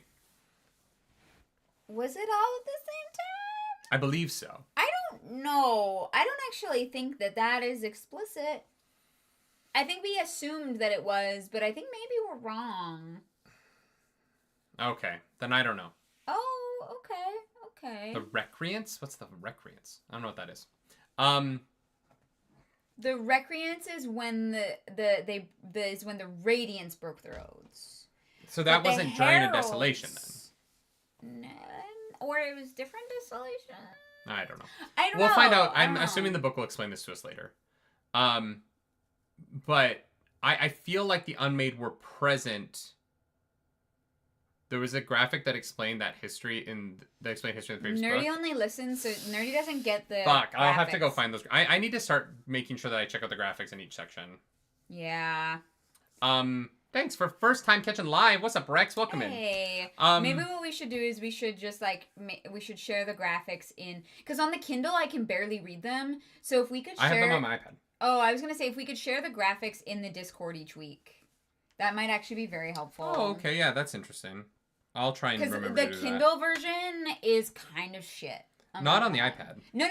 On your iPad screen, it's good. But I can't read almost any of the writing on the Kindle versions. That's definitely Yasna on the front. Let me see. Yeah, she's got titties. You know what I mean? Oh, well then it's probably Yasna. Where's the front page? How do I get to the front page of the book? Oh, there we go. There it is. That's Yasna Kolan. Well, she's got perfectly dark hair. She doesn't really have titties though. That's Yasna Kolan. I'm trying to think who's sharp. Why is her sharp hers? No, I'm trying to think if it looks like. No, it's her spread, babe. Yeah, I know. I'm trying to think if it looks like if there's a description of someone else's shardblade that we've seen. But I think if I were to guess, yeah, that would be Yasna. It has to be Yasna. Yeah. Yeah. No, it's so interesting. Yeah. Yeah, I'm gonna have to go check out that history description because I want to understand the timeline a little bit better. Yeah. But without spoiling myself. But there's shit like this does not look good on the Kindle. I can't I can't read it, right? Oh, this is a world map. Yeah. That's interesting. But the problem is I always forget. So if they're in the Discord, which I try and check every day, I'll yeah. I'll try and scroll through and share those for you. Interesting. Okay, cool. Yeah. So that flees. 31 demands of the storm. The storm here is they get to a city. They get to what city is it? Can't remember. They get to a city and there's a bunch of Parsh men and listeners who have taken over the city and have rounded up everybody as slaves. Yeah. And Kaladin sees signs of fighting, but he doesn't actually see the humans at first. And Sylph comes over and is like, I found them. They're in pens. Yeah. But I gotta tell you, there is a high storm coming. It's gonna be bad. It's gonna be here in a few hours. And then one of the storm form Parshendi comes up with the red eyes, and they're calling them the Fused. Yeah. And is gonna process him, I guess. No, a Fused doesn't walk up. A normal Parshman walks up and is a scribe. And he is you need to send the human to the pens. And they're like, no, he's actually a good human who was a slave. Oh, they have to get approval from the Fused. And so the scribe refers them to the Fused. Right. And Kaladin is like, you know what? This is my time to leave. Yeah. So he steals the spheres and he heads off. He boops into the air, and then suddenly he's being chased by Fused. Yeah, so they can fly now. But they fly now. They fly now. And so he goes over and he's yelling at these Parshmen to let the humans into the bunker before the high storm comes. Because they don't believe that there's a high storm coming. And as he's getting them to run into the bunker, he gets attacked by the Fused. And they have similar powers to him. They seem to also kind of be windrunners. And which makes sense if they're storm thing. Yeah, they have some magic powers. And so they start this fight that is mostly just Kaladin running away. He doesn't really seem to want to engage in combat with them. Yeah, he also doesn't know what they're capable of, so that's fair. I also seems like he doesn't want to kill them or hurt them. You know, he's trying to figure out the fuck is up with the Parshendi now. Oh, interesting. Is that the graphic? Yeah. The history of man. The expulsion was first. The loss of the Tranquiline Halls. The desolations. The war against the Voidbringers. Aharietiam. Wow, that's a hard word to read. The last desolation, defeat of the Voidbringers. The Recreants, the fall of the Knights Radiant. And the hierocracy. The failure of Vorinism. That's the church. Interesting. Interesting that there's no there's no time period on any of this. So I don't know when any of it is, but that is the order it happened in. Yeah, okay. But did you get what fused are? Yeah, it seems like they're the ones who have fused with Odium.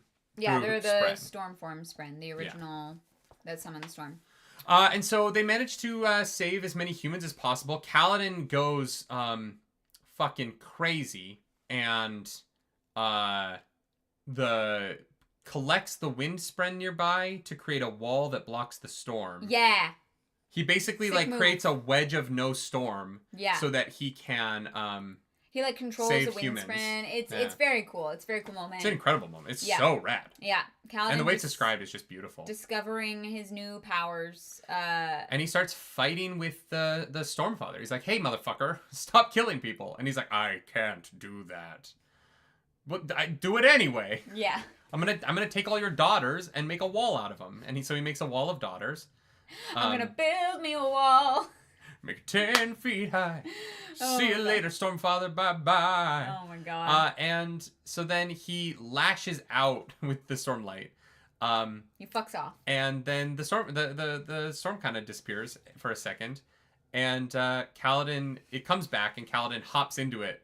And as the fuse appear, he's like, deuces, and he jumps in the storm and gets carried off. Well, and it carries him towards Urithiru. There's a feeling... No, Syl, so at the beginning of the chapter, he's like, Syl, can you tell me where Urithiru is? And she's like, nah, I can't do that. I don't really know how to do that. At the end of the chapter, he's like, oh, it's that way. And no. He's like, what do you mean? No, that's not what happens. There's a wind that starts pushing him a specific direction, and he's like, what's going on? And Syl is like, I think that is the Stormfather directing you. Right, but he's like, why should I trust you? And she's like, maybe trust the force of nature, Cal. Yeah. Yeah. It's a funny moment between them. So interestingly, the fused here are able to do what Kaladin can do, but it's he keeps being like, it's like when I first started. It's not that they're worse than him, or that they don't have as much power as him, but it's that he has practice and they don't. And so they are going to get good at this, and it is going to be dangerous. Yep. Which is sad because they're innocents that are just going to be controlled by the Odium and us having to kill them because they're... it sucks. It's going to be real fucking I'm so glad evil gods aren't real. 32, Company. Basically, Shallan is just hanging out and falling asleep, and then Yasna Cullen shows up. Is basically what happens. Yeah, pretty much. Yeah. Yasna's alive. Yeah, Pelona's like, what was it like? And Shallan's like, it's nothing like the stories. She's not a sexy woman at all. I was very disappointed. But she could make a sexy woman. She could make a sexy woman. Yeah. So, yeah. Like movies in the 80s where they make sexy women by taking their glasses off. Pooley, Interlude 1. Pooley runs a lighthouse. Pooley is not a good person. Pooley's kind of a bad guy. Wait, why? Because Pooley's out there like, hey, you know what? I'm going to help you. Hey, did that new storm break your boat? Let me help you clean that up. I'm just going to take some of this wood. God, it would be a shame if that storm came back and led to me getting more wood. Wait, he's not stealing wood. He's just picking up broken shit from all over the place. When is he stealing wood? Babe. The whole chapter, he's like secretly loving the new storm because I'm getting a lot of shit out of it. Yeah, but he's not stealing from people. He's excited that their ships are crashing so that he gets lumber out of it. Yeah, and he feels bad about it. He does not feel that bad about it. He's pretty stoked, secretly. Outwardly, sad. Inwardly, he's like, this fucking rocks. Sure. Pooley is absolutely stoked to get free shit out of the new storm. Alright. He's fully profiting off of the storm. I saw him as an optimist. Babe! What? The whole chapter is about how he's kind of a bad guy. No, it's not. He's like, man, this really sucks, and I probably should feel bad about it, but it's hard to feel bad when I get free shit. That's not being a good dude. Why? He's acknowledging it. Oh my god, we read this chapter so differently. Yeah, I just thought he was like, hey, this lighthouse got to keep burning. So I'm gonna be happy about this free wood. Sure. Yeah, it doesn't matter. He's barely there. Interlude number 2. This one thing I gotta say though, Interesting that his grandfather spoke of this new storm coming one day. Yeah. His granddaddy was like, there's going to be a storm. Yeah. Yeah. Yeah. Interlude 2, Elista. We get smut. Bum, ba, bum, bum, bum. Brandon wrote smut. Not really. He wrote like... Kind of. He wrote like Jane Eyre for... Yeah. So basically there's an ardent up in the Unkalaki area, right? And she's on top of a mountain. And she's running away from all the other ardents on top of this mountain. Because everyone won't shut the fuck up. Because they're trying to discover the new storm. And we get some really interesting like snippets of conversation where there's scholars... About what it means for people, yeah. Well, and scholars are arguing in a scholarly way about whether or not they can, buy into the repetition of the new storm and what does it mean. And this chapter is like a mixture of comedy and like serious stuff in a way that, much like the Dalinar drinking conversation, I really liked. I thought this... Yeah. And was relevant to what's going on. I loved it. I loved it. We get some great moments of them discussing the way that it is coming every 9 days. So we now know the repetition of the Everstorm. Yeah. We're not sure yet if it's going to keep coming during the Weeping, which is really interesting. Yeah. And so, we get an Everstorm every 9 days for the foreseeable future. Yeah. She eventually finds a quiet spot to sit down, and she starts reading in the woods. She basically starts reading Pride and Prejudice, kind of. Yeah. Not Pride and Prejudice. There is a book that has a similar plot, and I can't remember what it's called. Here's the thing. I don't read romance novels, so I was like, I can't compare this to anything, but it was very funny. It's basically a Jane Austen novel. Yeah. And Irv comes over and is like, hey, how's translating the Dawn Chant going? Because it turns out Navani's translation cipher... It's accurate. Pretty good. Yeah, and it's funny that, Pretty good.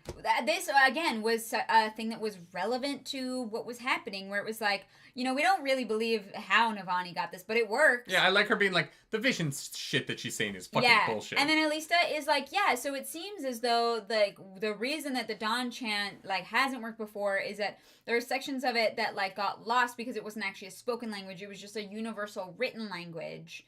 And so every time the Desolations came, they, lost information about it. And so that's why they started trying to make a cipher that was, phonetic. I think that's the right word. Yeah. I was like, this is fascinating. And then they start talking about the smut book, and Irv is like, it's a good book. There is actually, I have a sequel for that one. There's a sequel? Yeah, there's 3 men that her sister have to choose from. Crazy. And then so good. Shonda Rhimes is going to turn it into a show on Netflix. With a white woman and a black man as the leads. There will be interracial couples. 100%. Kano, thank you for that super chat. Catching up on Book Club Morning Drive. Thank you for hanging out with us today. Happy to be mostly live listening today. I'm so sorry for your data. But yeah, hopefully you have enough data to keep a fucking YouTube video running. Yeah. Yeah. No, this was great. The information about the Dawn Chant, the arguing about what the storms mean, all very well framed for an interlude for this book. Then interlude 3 is Venli. They're looking for Eshonai. Turns out that the Void Sprint directing them was not actually looking for Eshonai. They were looking for the Shard Plate. Because they find Eshonai's body. The Void Sprint is named Ulim. Yeah. Eshonai dead. Fuck off, Brandy. Fuck all the way off. Nerdy doesn't believe Eshonai is dead. Have the fucking balls to actually kill Eshonai. Instead of introducing another magical way that Eshonai is going to be alive. And I understand what you're saying. You're saying, Nerdy, but in the chapter, she's dead.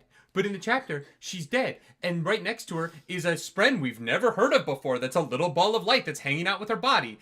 I know she's going to be fucking alive. This is bullshit. It's bullshit. Let characters die. For the love of fucking God, kill your fucking characters. If you're going to kill them, kill them. If you're going to do it, do it. But when you're like, oh my God, that's her dead body. What is that weird white ball of light spren that's attracted to Eshonai? Come on. I don't buy it. I don't buy it for a second. I don't trust Brandon Sanderson to kill someone to save his own fucking life, okay? I thought she was dead. She's currently dead. She's not going to stay dead. There's not a world. There is no world in the Cosmere in which Eshonai is not going to get saved by whatever that ball of light spren is. Sure, yeah. There's not one. Mm-hmm. I know that fucker's coming back. All right. And I'm going to hate it. I'm going to be so upset even though I know it's going to happen. It's so stupid. Like, I do this to myself. What is wrong with me? I have a problem.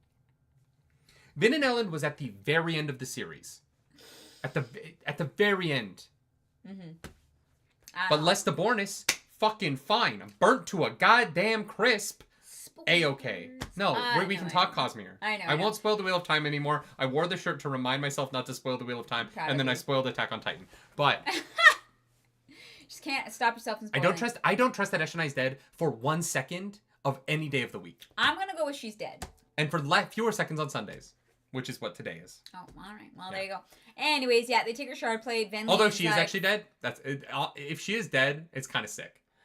I just don't. The white ball spren kind of makes me think that she's not. Which, I get it. It's like a weird thing to throw in last minute at the very end. They're like, what the fuck is that supposed to mean? Obviously. I don't know. But, like, her drowning in shardplate is so horrifying. Like, she's just clinging to a rock, drowning inside of her own armor. What a horrifying way to die. Yeah. Yeah. Oh, we're not there yet. We'll get there.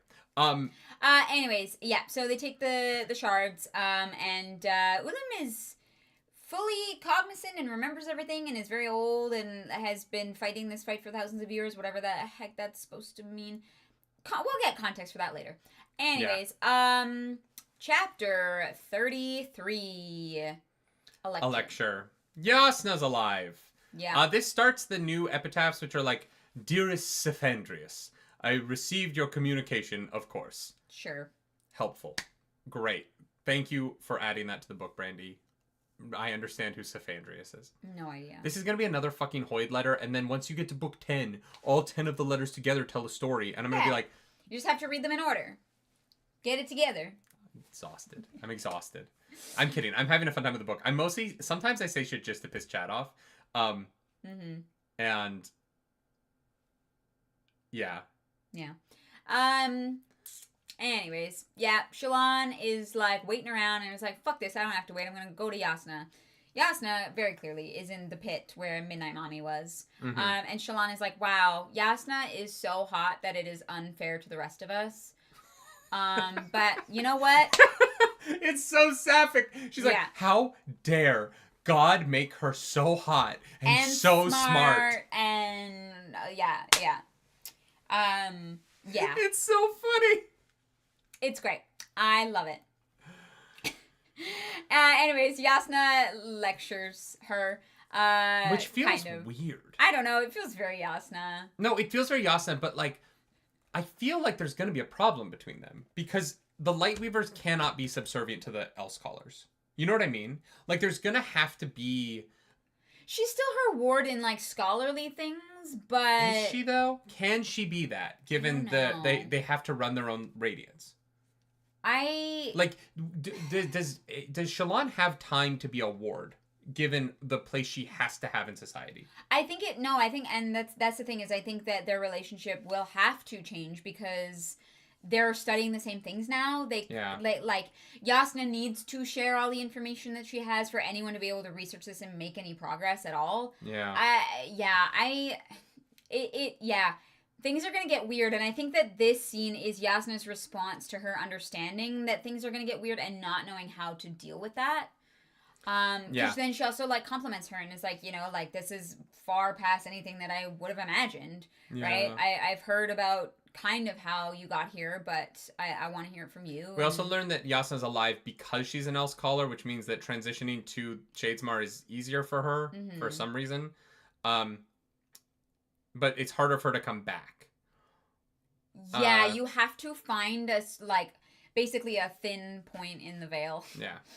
And so Shallan draws the pillar for her and shows her some other drawings of like the basically like Shallan shows Yasna drawings of the events of Words of Radiance, and Yasna is frustrated that she's so behind on things. Yeah. Chapter 34, Resistance. Dalinar Dalinar goes into the vision to talk to Queen Fen. Yeah. Which this is a thing that plays out differently, which is super fun. That it's that you can affect the dreams, the visions. Yeah, that things change. Dalinar goes in as the female Radiant, who we learn is either Renarin or the other adjacent healer. Yeah. Or a Renarin or a Lift. We just don't know which one. Yeah. And we also learned that once you say a certain level of oath, you get your own shard plate. Mm-hmm. I'm not really sure how. What do you mean? Well, like, your blade is your spren. What is the plate made out of? Maybe you get another spren. Oh, double spren. I don't know. God, I'm gonna fucking hate that in your TTRPG. If I have to play 2 spren. Yeah. But we also learned that you can summon it at will. Yeah. But a Windrunner cannot lash you with it on. Yeah. They seem to be able to lash themselves with it on because he is able to change direction. For sure. But so currently Dalinar as this Radiant is flying unplated. Mm-hmm. And is able to summon the shard plate at will. It's gonna be really interesting how this works. Yeah. Very curious. Yeah, no, I'm super into it. We see that like Queen Fen, like organize a resistance with the town people. DP spread. Oh God. And so Dalinar finds her there, and Stormfather slows down time.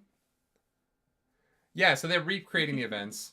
Yeah, and they're able to like actually have a conversation where Dalinar kind of loses his temper a little bit, which Fen appreciates, and she lets him know that like she thinks it's kind of hot. She's like, look, you are the topic of a lot of gossip right now. Everyone thinks you're fucking crazy. Everyone thinks you're insane. You're doing the weirdest shit. And he's like, yeah, it's fair. That makes sense. And so she was like, your weird like diplomatic voice you were writing to me with, that was some bullshit. And he's like, oh, so I just have to learn to be myself. Okay. That's a good lesson. The power of friendship. Sure. But it does make Fen reconsider, obviously, because she's able to see this vision. Yeah. She's able to speak to Dalinar for herself. And she's like maybe understand him. Yeah. We also get, Dalinar keeps trying to, like, interrogate the Radiant. And Stormfather steps in and is like, you're not gonna get useful answers. The Stormfather is the DM in that moment, being like, this NPC doesn't have the answers that you need. You need to look somewhere This else. NPC's recorded dialogue only can tell you so much. Yeah, literally. We only had Matt Mercer for so long. Yeah. We couldn't record everything. Yeah. He only has so much to say. It's very interesting. Yeah. Anyways, it is a huge step forward with Queen Fen, so that's good. It's a great chapter. I really enjoyed it. Fantastic, honestly. Yeah. Chapter 35, First into the Sky, is a Sigil POV. Yeah. Sigil has a lot of questions for Galadin. And like shit that I am so grateful he's asking. I was like, you've already asked all of these questions? I was so into this chapter. I hadn't thought about it. Who's paying for all this shit? It's the same thing when I'm watching Demon Slayer. I'm like, who funds... If the Demon Slayers aren't... This isn't a spoiler for the show. Because it literally doesn't matter to the show at all. But I care. I'm like, if the Demon Slayers are not the government's... Like, if they don't work for the government, who pays for this? Yeah. And it's the same here, where I'm like...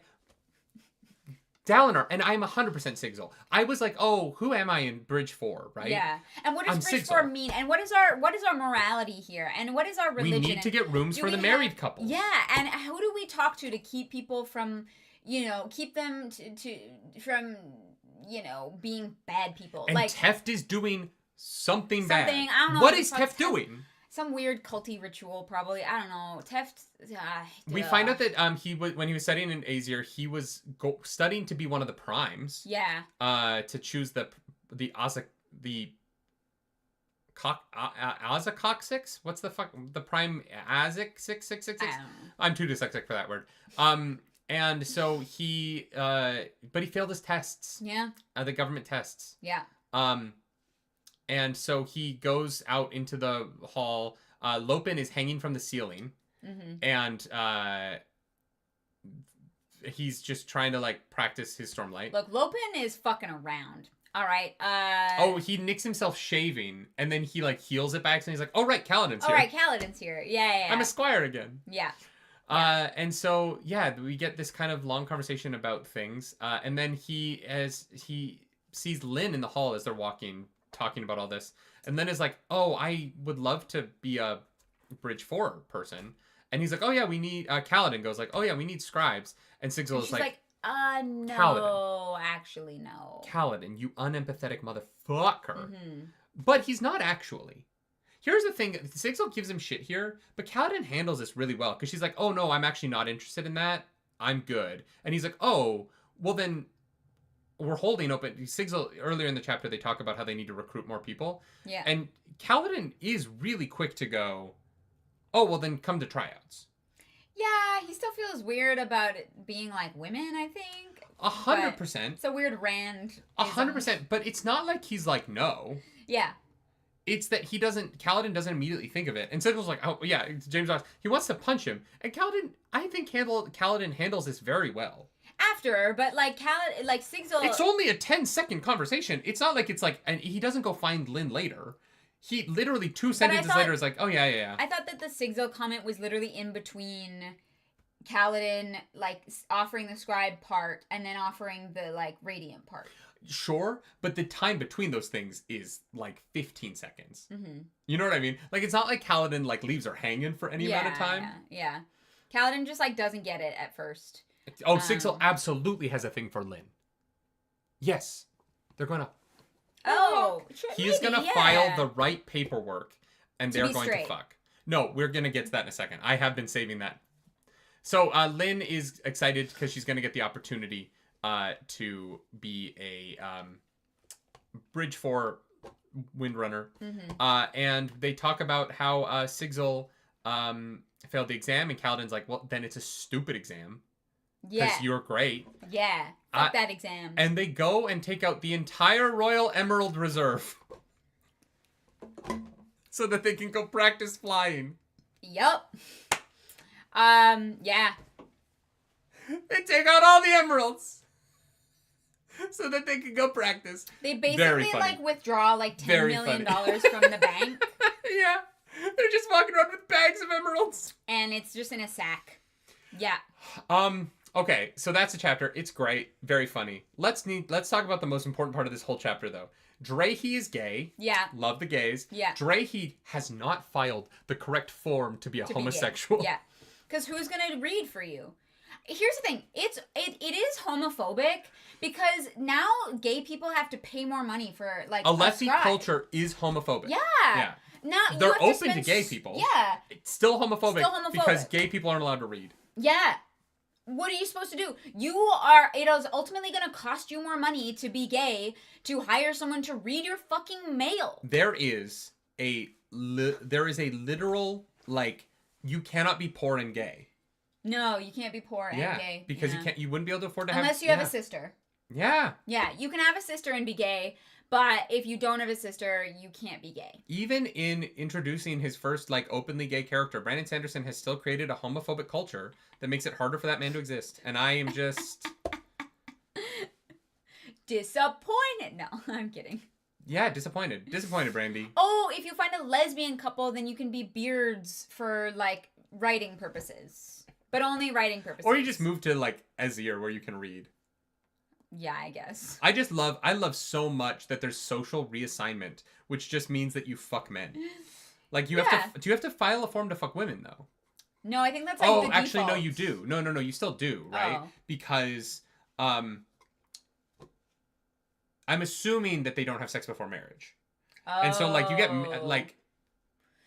maybe you have to fill out a form. Do you think there's a form to have sex before marriage? No, I think there's a form that you to be able to hit on somebody. I put in a formal requisition for one date with the local. In Rashar, you can't catcall women because you have to literally. You can. You just have to put in a form. No. There's a form to be able to hit on somebody. You can't start courting somebody until you submit the proper paperwork. You have to go down to the local courthouse to date. Yeah. Yeah, there's a whole process. Oh, it's just an Azir thing. We're just making jokes about Azir right now. It's like applying for a passport, you know? I just loved the joke of, he can't be gay, he hasn't filled out the proper form. Yeah, because at first Kaladin is like, wait, are you, homophobic? And Sigil's like, no, he just needs to do the paperwork. The sad thing is, Guys, I need y'all to vote. I need you to vote. Because there's a chance where Trump wins and this becomes kind of a real thing and it isn't funny. Stop. You know what I mean? Yeah. Do you want your porn to be banned? Vote Kamala Harris. Yeah. Yeah. Yeah. It's fucked up out there, y'all. Stay safe. So Bridge 4 is going to go be Radiant. Yeah. Chapter 36, Hero. Dalinar's talking to his wife, and he's like, I could be your hero, baby. Oh my god. This is... And okay. she's pregnant as fuck. Yeah, she's very pregnant. Bun in the oven. And Evie starts talking about the Night Watcher, and he's like, shut up, that's blasphemy. But he does ultimately go there. I know. So does he go there as part of his wife's religion? Yeah, maybe. Is that out of does he end up actually going to the Night Watcher out of respect for Evie? Ultimately, like he opens himself up to. It is also very interesting that it's a religious thing. Yeah. That it's like heretical, but the Night Watcher is also definitely real. Yeah. Like one of the weird things about religion on Roshar is that they're like, that's heresy. The Night Watcher exists. Like they look for an afternoon for I can't remember what chapter it's in, but they're talking about it and they're like, we've found 300 documented cases of people going to the Night Watcher and getting a boon and a curse, right? If there's 300 people that you have documented, it means that going to see the Night Watcher, not that hard. No, it's pretty real. Not that hard. Yeah. She clearly exists. It's so odd to me to call it a religious thing when she's real. It's not fictional. It's not like we have different beliefs. You all believe in the Night Watcher. She exists. It's just whether or not you think it's like morally right within your religious beliefs, I guess. Sure. It might be heretical to go see her. Yeah. But but you can't be like, she's not real. Yeah. Because isn't heresy just saying that like you're calling like a falsehood? I think I actually need to look up a definition of No, heretical doesn't mean unreal. That's not what I'm saying. But I'm saying that like Earth rotating around the sun was heresy. Heresy includes... Yeah. Okay, so then it wouldn't be heresy for Evie to talk about Titanic's it. right. It's like being an atheist in D&D.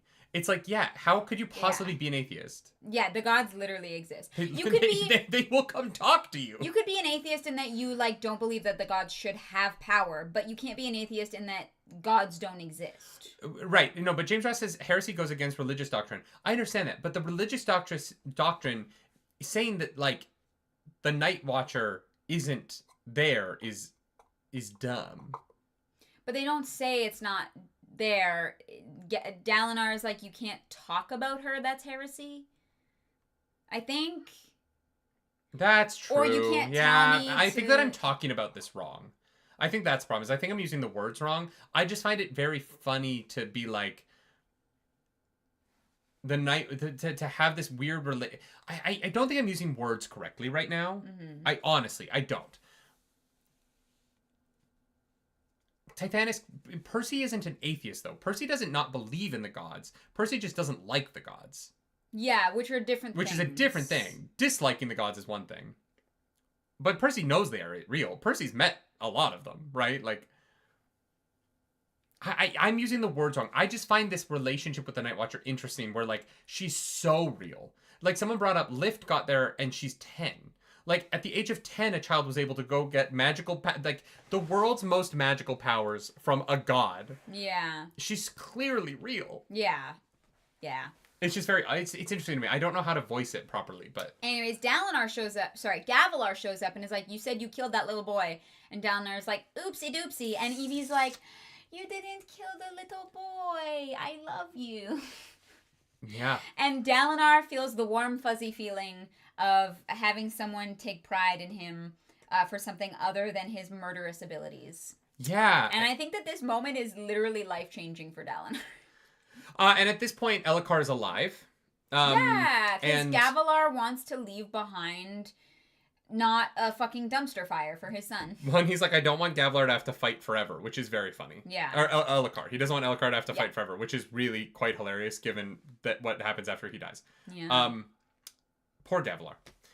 Maybe. Or he's the worst. I don't know yet. He's He definitely sucks a little bit. And so chapter 37, the last time we march. Rock is giving therapy out as Bridge 4 tries to fly. Yeah. And Rock is also a Radiant in training. He can glow brightly, which is interesting. I don't know what that's going to mean when they're fighting later. And Rock's like, I cannot... Like, it would almost be better for him to be a... Well, Rock's not going to fight. So. Renarin. You know what I mean? Or Yeah, that's why he doesn't fight. What? Rock doesn't fight. He is a third son. No. How I'm saying that it would you? be... Like, he's getting the wrong powers for that. It would be better as someone who's not going to fight to get the powers of like a Renarin's class, like be a healer or. But he's getting kind of specifically aggressive powers. I mean, I don't know if I would consider it to be aggressive. Honestly, I think that it would be very useful to be able to like retrieve wounded from a battlefield and bring them to. Sure, yeah, there's safety. other uses for it for sure. Yeah. But like Brock will eventually get a shard blade. What's he gonna do with it? Stir? I don't know if the squires Shard spoon. Lift already had one. Rock is going to have the single greatest cooking utensil in all of Roshar. And it can change shapes. He only needs one utensil to cook everything. Shard whisk. And then it turns into a knife. And then it turns... Oh my god. Rock is going to have the greatest utensil of all time. Yeah. Wow. Lucky guy. Lucky guy. Do you think he could turn it into like a shard mixer that moves on its own and he can like walk away from it? A shard KitchenAid? I want that. That's... We have a KitchenAid. I know. I never use it. Yes, you do. You baked like a week ago. I whipped whipped cream. Yeah, that was using a KitchenAid. Yeah, but before then I haven't used it in like 5 months. We've been busy, and I've also been on a diet. I know. I do love my KitchenAid. Like, I love having it, but fuck. And so we just got a bunch of different conversations. He is talking with Lopin, Sigil, and Pete. Kaladin is talking with them about teaching. So they kind of break off into groups. Lopin, this is a great Lopin chapter. I'm not going to walk you through all the jokes, but you've read it. It's funny. Yeah. The humor just works. Yeah. I feel like sometimes people think that we're more negative than positive because when something's good, we just kind of say like, this was great. And it's hard to talk to because I don't want to just explain the joke to you guys. You've read the joke. Yeah. I'm just telling you, it was good. The Lopin jokes in this were great. The joke of him being like on the ground being like, oh, ground, I know I'm going to fly, but it's because Lopin can't have just one lover. And I've got to spread my wings, but I'll always come back to you because I'm attracted to you like nothing else. Good joke. Hilarious joke. It's a very funny gravity joke. Great joke. Yeah. It's a really good joke, okay? Yeah. So there's a lot of great Lopin moments. Rock has some great conversations. I love the moments with Renarin. Yeah. Where Renarin's like, I'm a weirdo. And He's Rock, like, I'm the weirdest one, and then they look over at Lopin. Like, well, no, but then they look over at Relaine. Yeah. And Renarin's like, fuck, no, you're right. And he goes and sits with him. Which, is a small thing, but it's something. And it's powerful. I'm sure, especially for Relaine. I can't imagine how fucking Relaine feels right now. I don't know why Relaine isn't trying to become a Radiant. Because I feel like he can. I don't think the Parshendi are going to get locked out of being Radiants. I don't know. Because I think Eshonai is going to be one. Interesting. I think Eshonai is going to be one of the 10. Maybe that'll be the thing that, like, brings them together. Yeah. Because I do think ultimately some Parshendi are going to end up on... Or some listeners are going to end up being good Radiants. Like the ones that fled? Yeah. Yeah. No, and I think some of the ones from... Venli's camp are going to break their fuse. Well, because we know... They talk about how Eshonai didn't do it properly. So we know that it is possible. If the bond isn't secure, that it can be broken. So... Yeah. No, I agree. Some foreshadowing, which we love to see. We then get Rock and Sylphrena talking because a bunch of Windspren or Honorspren are like hanging out on the next plateau over. Yeah. Looking in, and there's like a big mommy with them. And so Rock grabs a bunch of infused spheres and walks the Stormlight over. Yeah, gift for mommy. They pay tribute. They worship. Both were really convinced that Rock was about to bond mommy. Yeah. But no. Mommy flies off, leaves her children to like go like pick their favorite toy at Dollarama.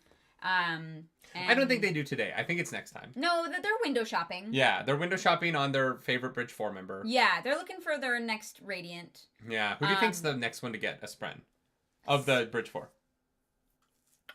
I think it might be Scar. Oh. Yeah. Okay. I don't know why. I don't think it'll be Lopin. I think Lopin will be last because I think the comedy of Lopin being upset that he's not getting his own spren will be good. Yeah, I agree. And so yeah, but Mommy flies away on her own after accepting the Stormlight. And suddenly Kaladin is like, I need spheres. Hobber is there. Hobber can't walk because he has been cut through the legs by a shard blade by Zeth, who should be dead but isn't, also alive, much like Eshonai is definitely fucking alive. Uh-huh. You fucking chatters. Who's alive? What? Who is alive? Eshonai. What? Nothing. I thought it was funny. Zeth? No, you said she's fucking alive, and I was like, who's alive? Hilarious. You're very funny. And so Hobber is like trying so hard to breathe in Stormlight, and then he finally breathes in a little bit, and then they're like, give us spheres. Spheres! It's gonna take a lot of Stormlight. Yeah, and it is a great moment. Mm-hmm.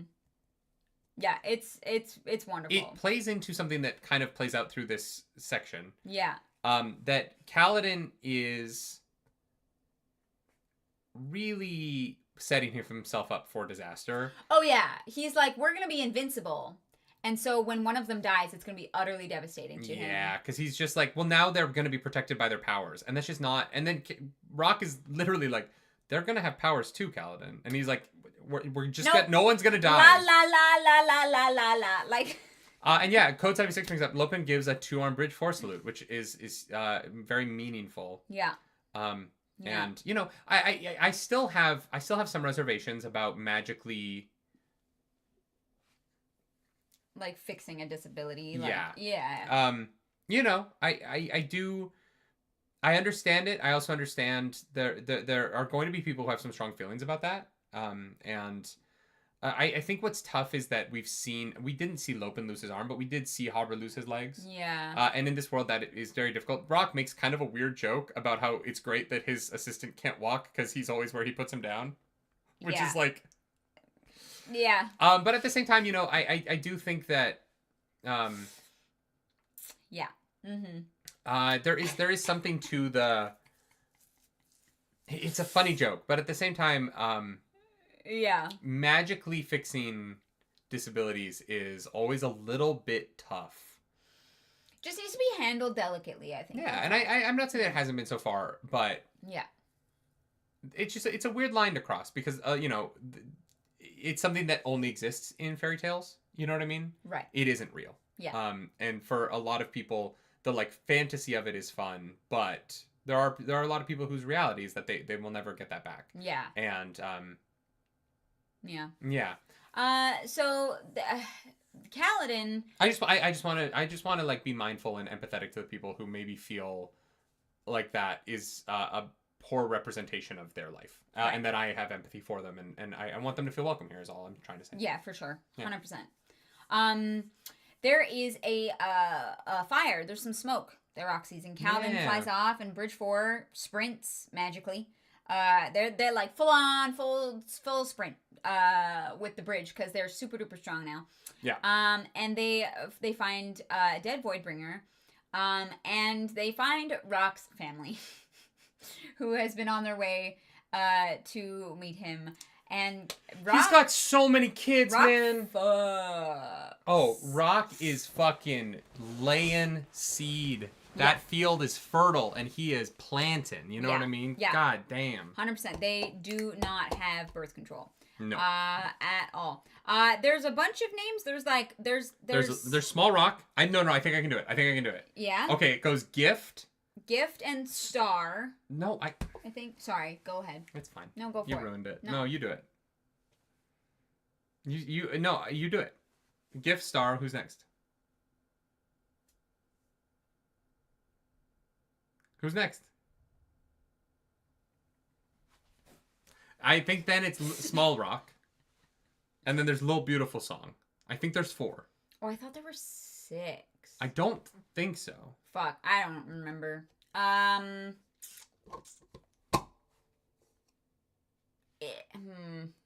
Oh, Cord is one. Cord? We forgot about Cord.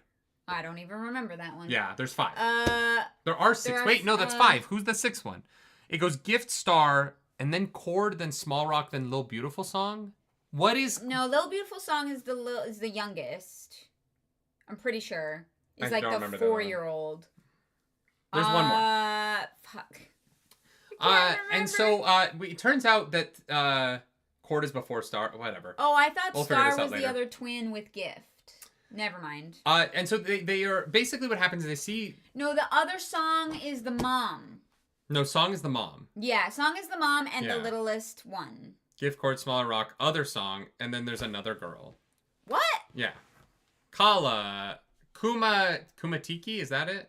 I don't know. This all comes about because they see smoke in the distance, and they grab their old bridge. Mm-hmm. The original Bridge 4 was found in a chasm. The original bridge. They've got the original Bridge 4, and they all get nostalgic to run it one last time. Yeah. And so they run it out. Rock's at the head of the thing. Mm-hmm. And then they find his family. The caravan has been attacked by Stormform. They've been flying in and raiding the caravans.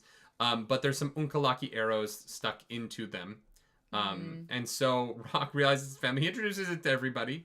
And Kaladin is like, hey, you can have my rooms because it will kick my ass into gear to find rooms for the married families. Yeah. Which are very funny. And then he's like, we'll run this back. You spend time with your family. And Rock is like, no, this is the last time we're going to march the bridge. And so we should do it together. Mm-hmm. And he's like, what do you mean the last time? And he's like, we're no longer slaves. We are now Radiants, and we're going to fly everywhere from now on because we definitely will never run out of Stormlight ever again. That will never be a plot point in the book. Well, ever. And if Kaladin leaves, they're going to have to run the bridge. No, they're not, because they're all going to be Radiants. Yeah, maybe. Yeah. No, those Windspren were horny for... Those Honorspren were over there. Sure. It was like in Greece when there's like the women on one side, the men on the other, and they're all looking at John Travolta like, John Travolta? I'm going to fuck that T-Bird. Oh, the movie Grease. I was like, in ancient Greece, they like had stood on one side of the... I thought you meant Greece, like the place. Like, yeah. You heard me say Grease and John Travolta, and it took that long to realize I was talking about the movie? Yeah. Babe. It's fine. We are theater kids. Mm-hmm. Be better. Nah, it's fine. It's all good. Anyways, something is very wrong down at the Horn-Eater Peaks. Something's wrong down by the creek. Yeah, exactly. Something ain't right. Yeah. Something ain't right down by the creek. I think there's going to be an unmade over there. Yeah. Mm-hmm. A little bit? Yeah, a little bit. Yeah, definitely an unmade there. Yeah. For sure. There's one in Yakaved right now. Nurgle's moved over to Yakaved. Ooh, yeah. Yeah. The Midnight Mommy's somewhere under Urithiru. Oh, no. I figured it would try and get like as far away from Shallan as possible. I don't think so. I think it's going just far enough away, but it's going to be back. Oh, I think she's making a return trip. My guess was going to be that Midnight Mommy went to wherever Lift is. Like, yeah, I guess it's free now, so it can get away. Yeah. Maybe. I don't know. It's fun. I really like this book so far. I'm having a great time. I hope it's coming across. I hope this was a fun book club. I feel like we're pretty positive. Yeah. I don't know. I'm so anxious about book club being good. But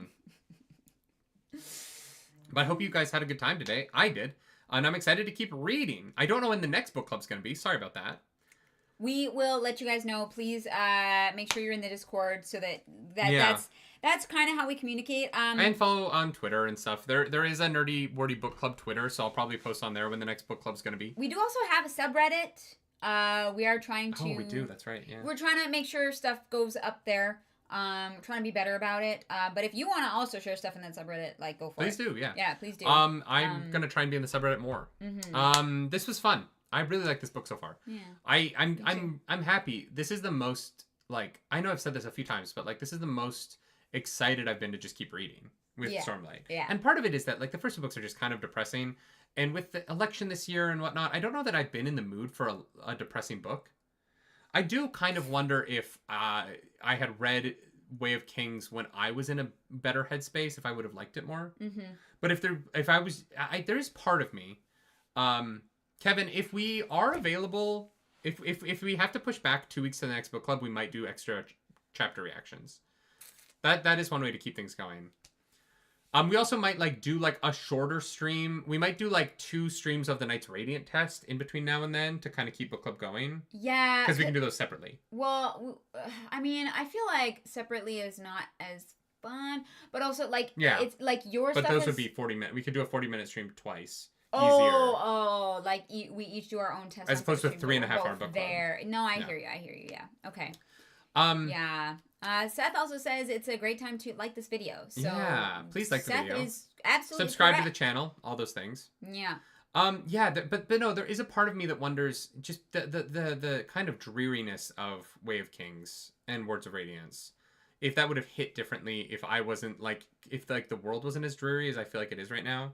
Like in 2008, I feel like I would have had a different experience with it than I do now. Yeah. I think that in 2008, I would have felt the like 9/11 of it all more because the book is, you know, so clearly at least somewhat shaped by the post 9/11 landscape it was written in. Yeah, the Vengeance Pact. Yeah. Yeah, for sure. And you know, the sort of like weird guerrilla fight in the desert of it all, but 2008 was also during a recession. That's true too. Yeah, but you would have been a child and probably felt it less than maybe as an adult in 2008. Well, especially since both my parents kept their jobs through the recession. Yeah. Like, you know, we were very lucky that neither of my parents got laid off during the 2008 recession. Yeah. So things actually went very well for us.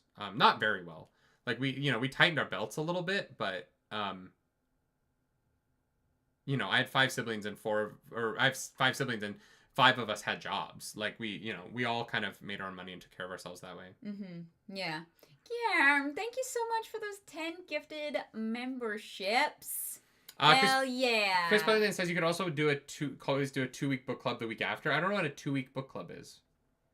Like 2 book clubs in 1 week. That would be tough. No, unfortunately, you don't have any other days off. Yeah, it's tough. Like they're literally, like Nerdy is, you're doing 10 shows a week? 8 shows a week? Yeah, 10 shows a week. So I think, right? 2 Tuesday, 1 Wednesday, 2 Thursday, 1 Friday, 2 Saturday, 2 Sunday. Yeah, it's 10 shows a week. Yeah, Guillermo, thank you so freaking much. I appreciate that.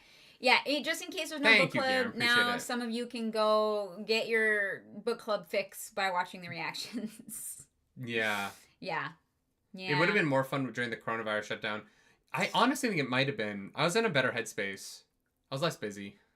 But also, this election has just been... I don't want to make things too political. I know we kind of have joked about it this episode, but it doesn't this year feel like it's been 10 years long? Yeah. Like I'm so ready for next Tuesday for this to just be over. You know what I mean? I'm just ready for this to be done, and then we can move on, and hopefully things go well. And if not, we'll deal with it. The thing I know is that like kindness and friendship and community will persevere through anything, and we'll deal with whatever shit comes our way. And I know it's easy for me to say that because I live in Canada and I'm a little buffered away from it, but it just has felt like a really long year. And in many ways, I'm grateful that we're doing Stormlight because this community has been so wonderful during it. Mm-hmm. It's been so great to spend Fridays with you all. And I'm really sorry that the book club at the end of the year, while we're in my favorite book of the series so far, the scheduling has been fucked up by my show. But I'm really excited to make kids happy. Like, I really am. Like... Yeah. I'm so stoked to be in a show. The cast I'm with, you guys, they're so talented. Like, I'm genuinely so lucky. Everyone is so fun. The show is going to be really good. And I think that, like, to end this year spending my mornings, just entertaining children and making them laugh is going to feel really good after a long year of, you know, really great television. Agatha All Along is amazing, right? True. Shogun was so good. Fortnite. Vox Machina. Fallout. But it's been a long, tough year, and I'm ready for it to be over. Yeah, I feel ya. Yeah, I'm just ready for it to be done. But I'm not ready for this book to be done because I'm having a good time, and we have 100. Oh, Blue Eyed Samurai was this year. True. Yeah. Fuck, it's so good. Yeah. Yeah. No, Arcane is next week. Very excited, or 2 weeks from now. Very excited for that. Yeah. There better not be kids here, Roger Lai. We ban children. This is an 18+ stream. Yeah. But yeah, I'm excited. I'm excited for the end of this year, post election, and into what's next, and mm-hmm. hopefully we can, you know, clean up some of the shit going on around the world, and I'm really open to a brighter 2025. Yeah. God, I hope so. And Wind and Truth is going to come out. 2025 is going to be cool. Yeah. We're going to get Mistborn Era 2. We're going to play so much of that TTRPG. Hell yeah. Guys, my goal is we are going to be the first people to have a weekly Stormlight TTRPG. Actual play. Yeah. Live on the internet weekly.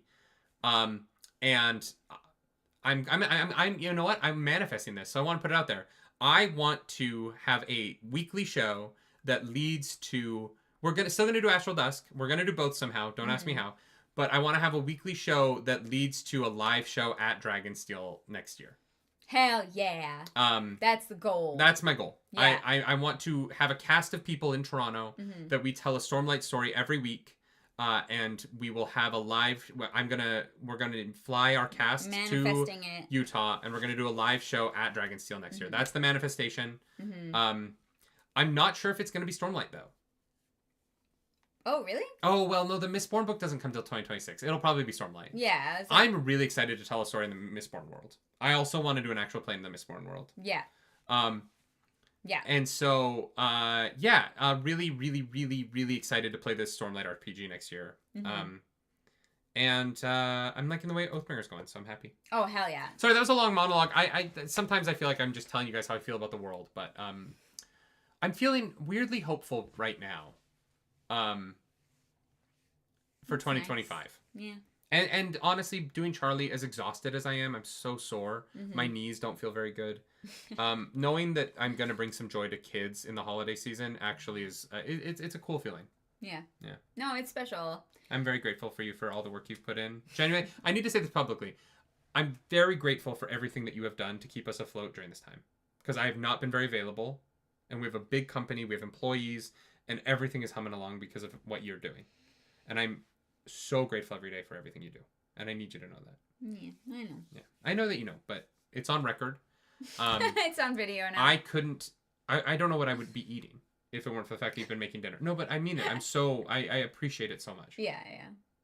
And I know we fight. And I know that we argue on book club and nowhere else. Oh, I was like, we fight?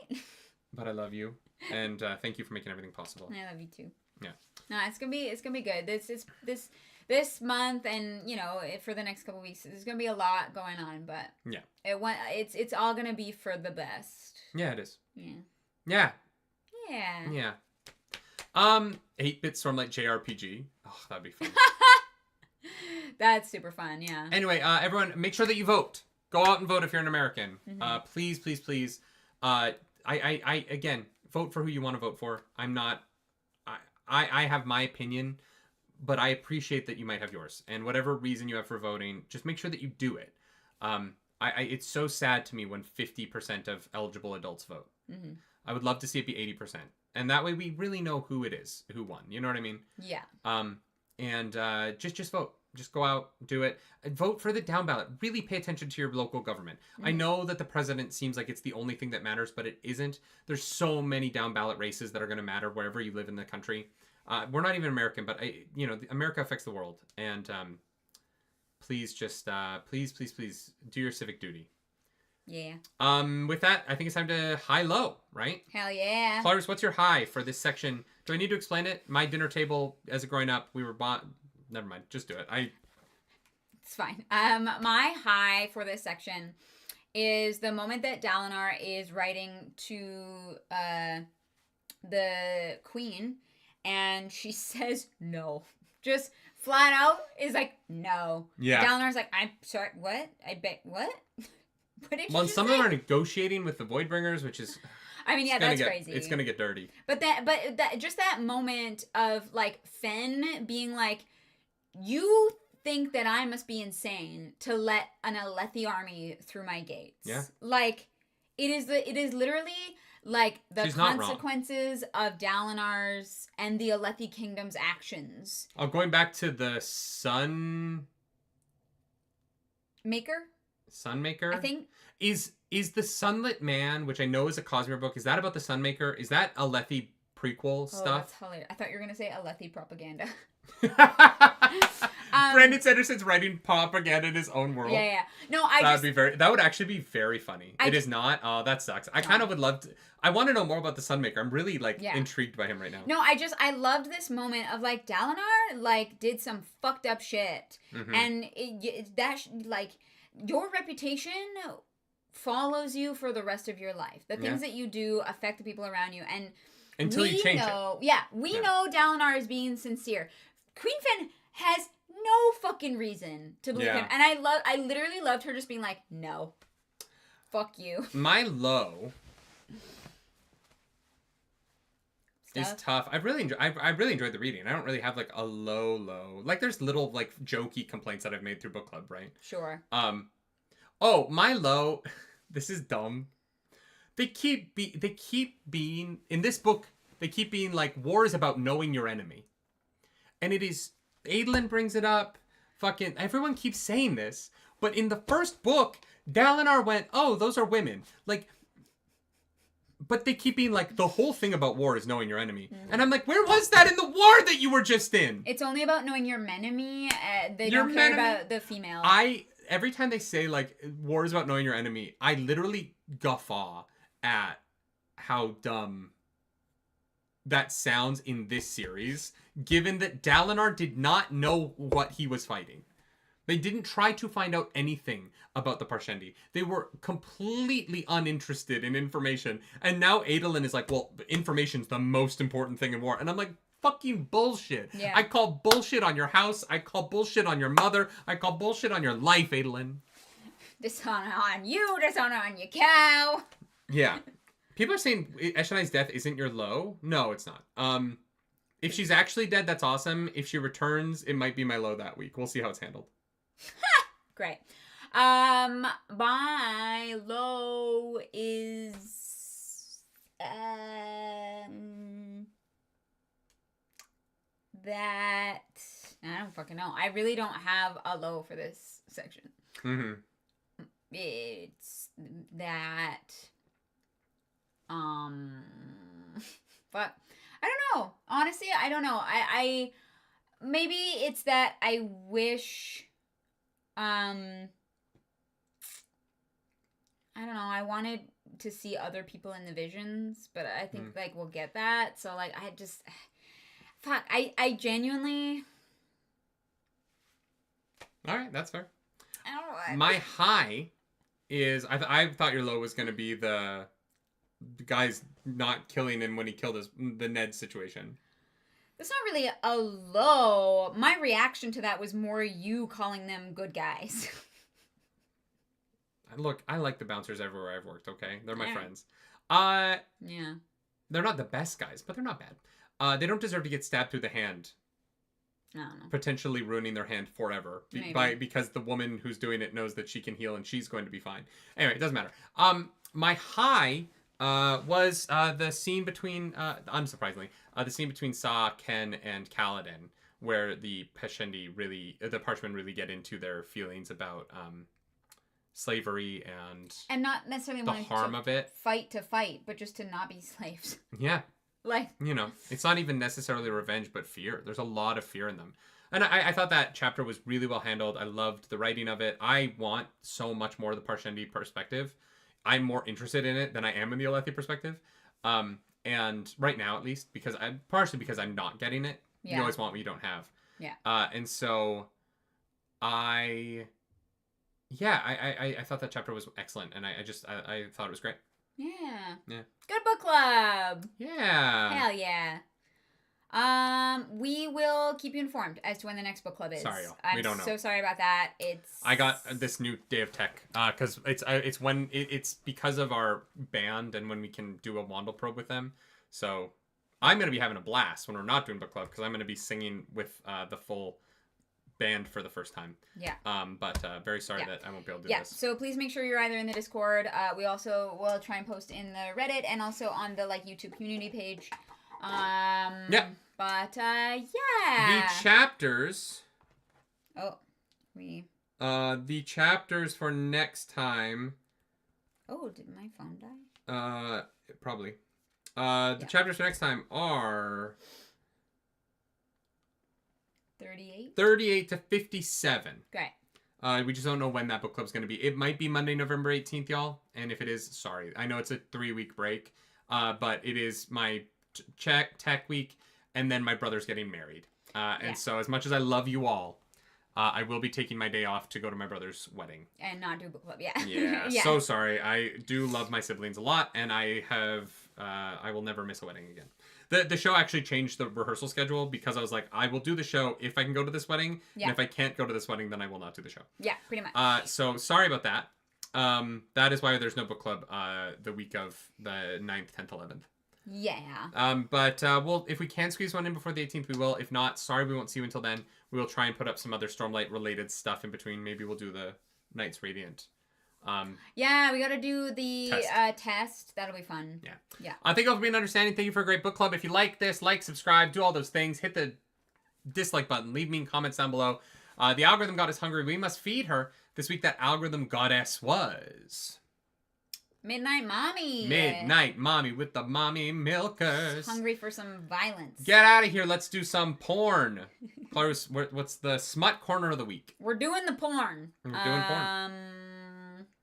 Shalon stroked that big black essence with her safe hand. That's what I mean. She's gay. Yeah, she's probably... No, she's bi. Yeah. She's definitely, like, attracted to Adolin, for sure. But, like, yeah, that was like a... I'm not just going to touch this thing. I'm going to touch it with my forbidden safe hand. But then she also was like, why is Yasna the hottest fucking person ever to exist? Literally. Yeah. So I think Shalon's not going to be Yasna's ward in, like, scholarly, like, radiant things anymore. But, like, Shalon needs a ward in, like, what it's like to have sex. Because she's never done that before. And she's going to marry Adolin. Mm-hmm. She's going to want to, like, know some stuff beforehand. So Yasna's going to be, like, a very, like...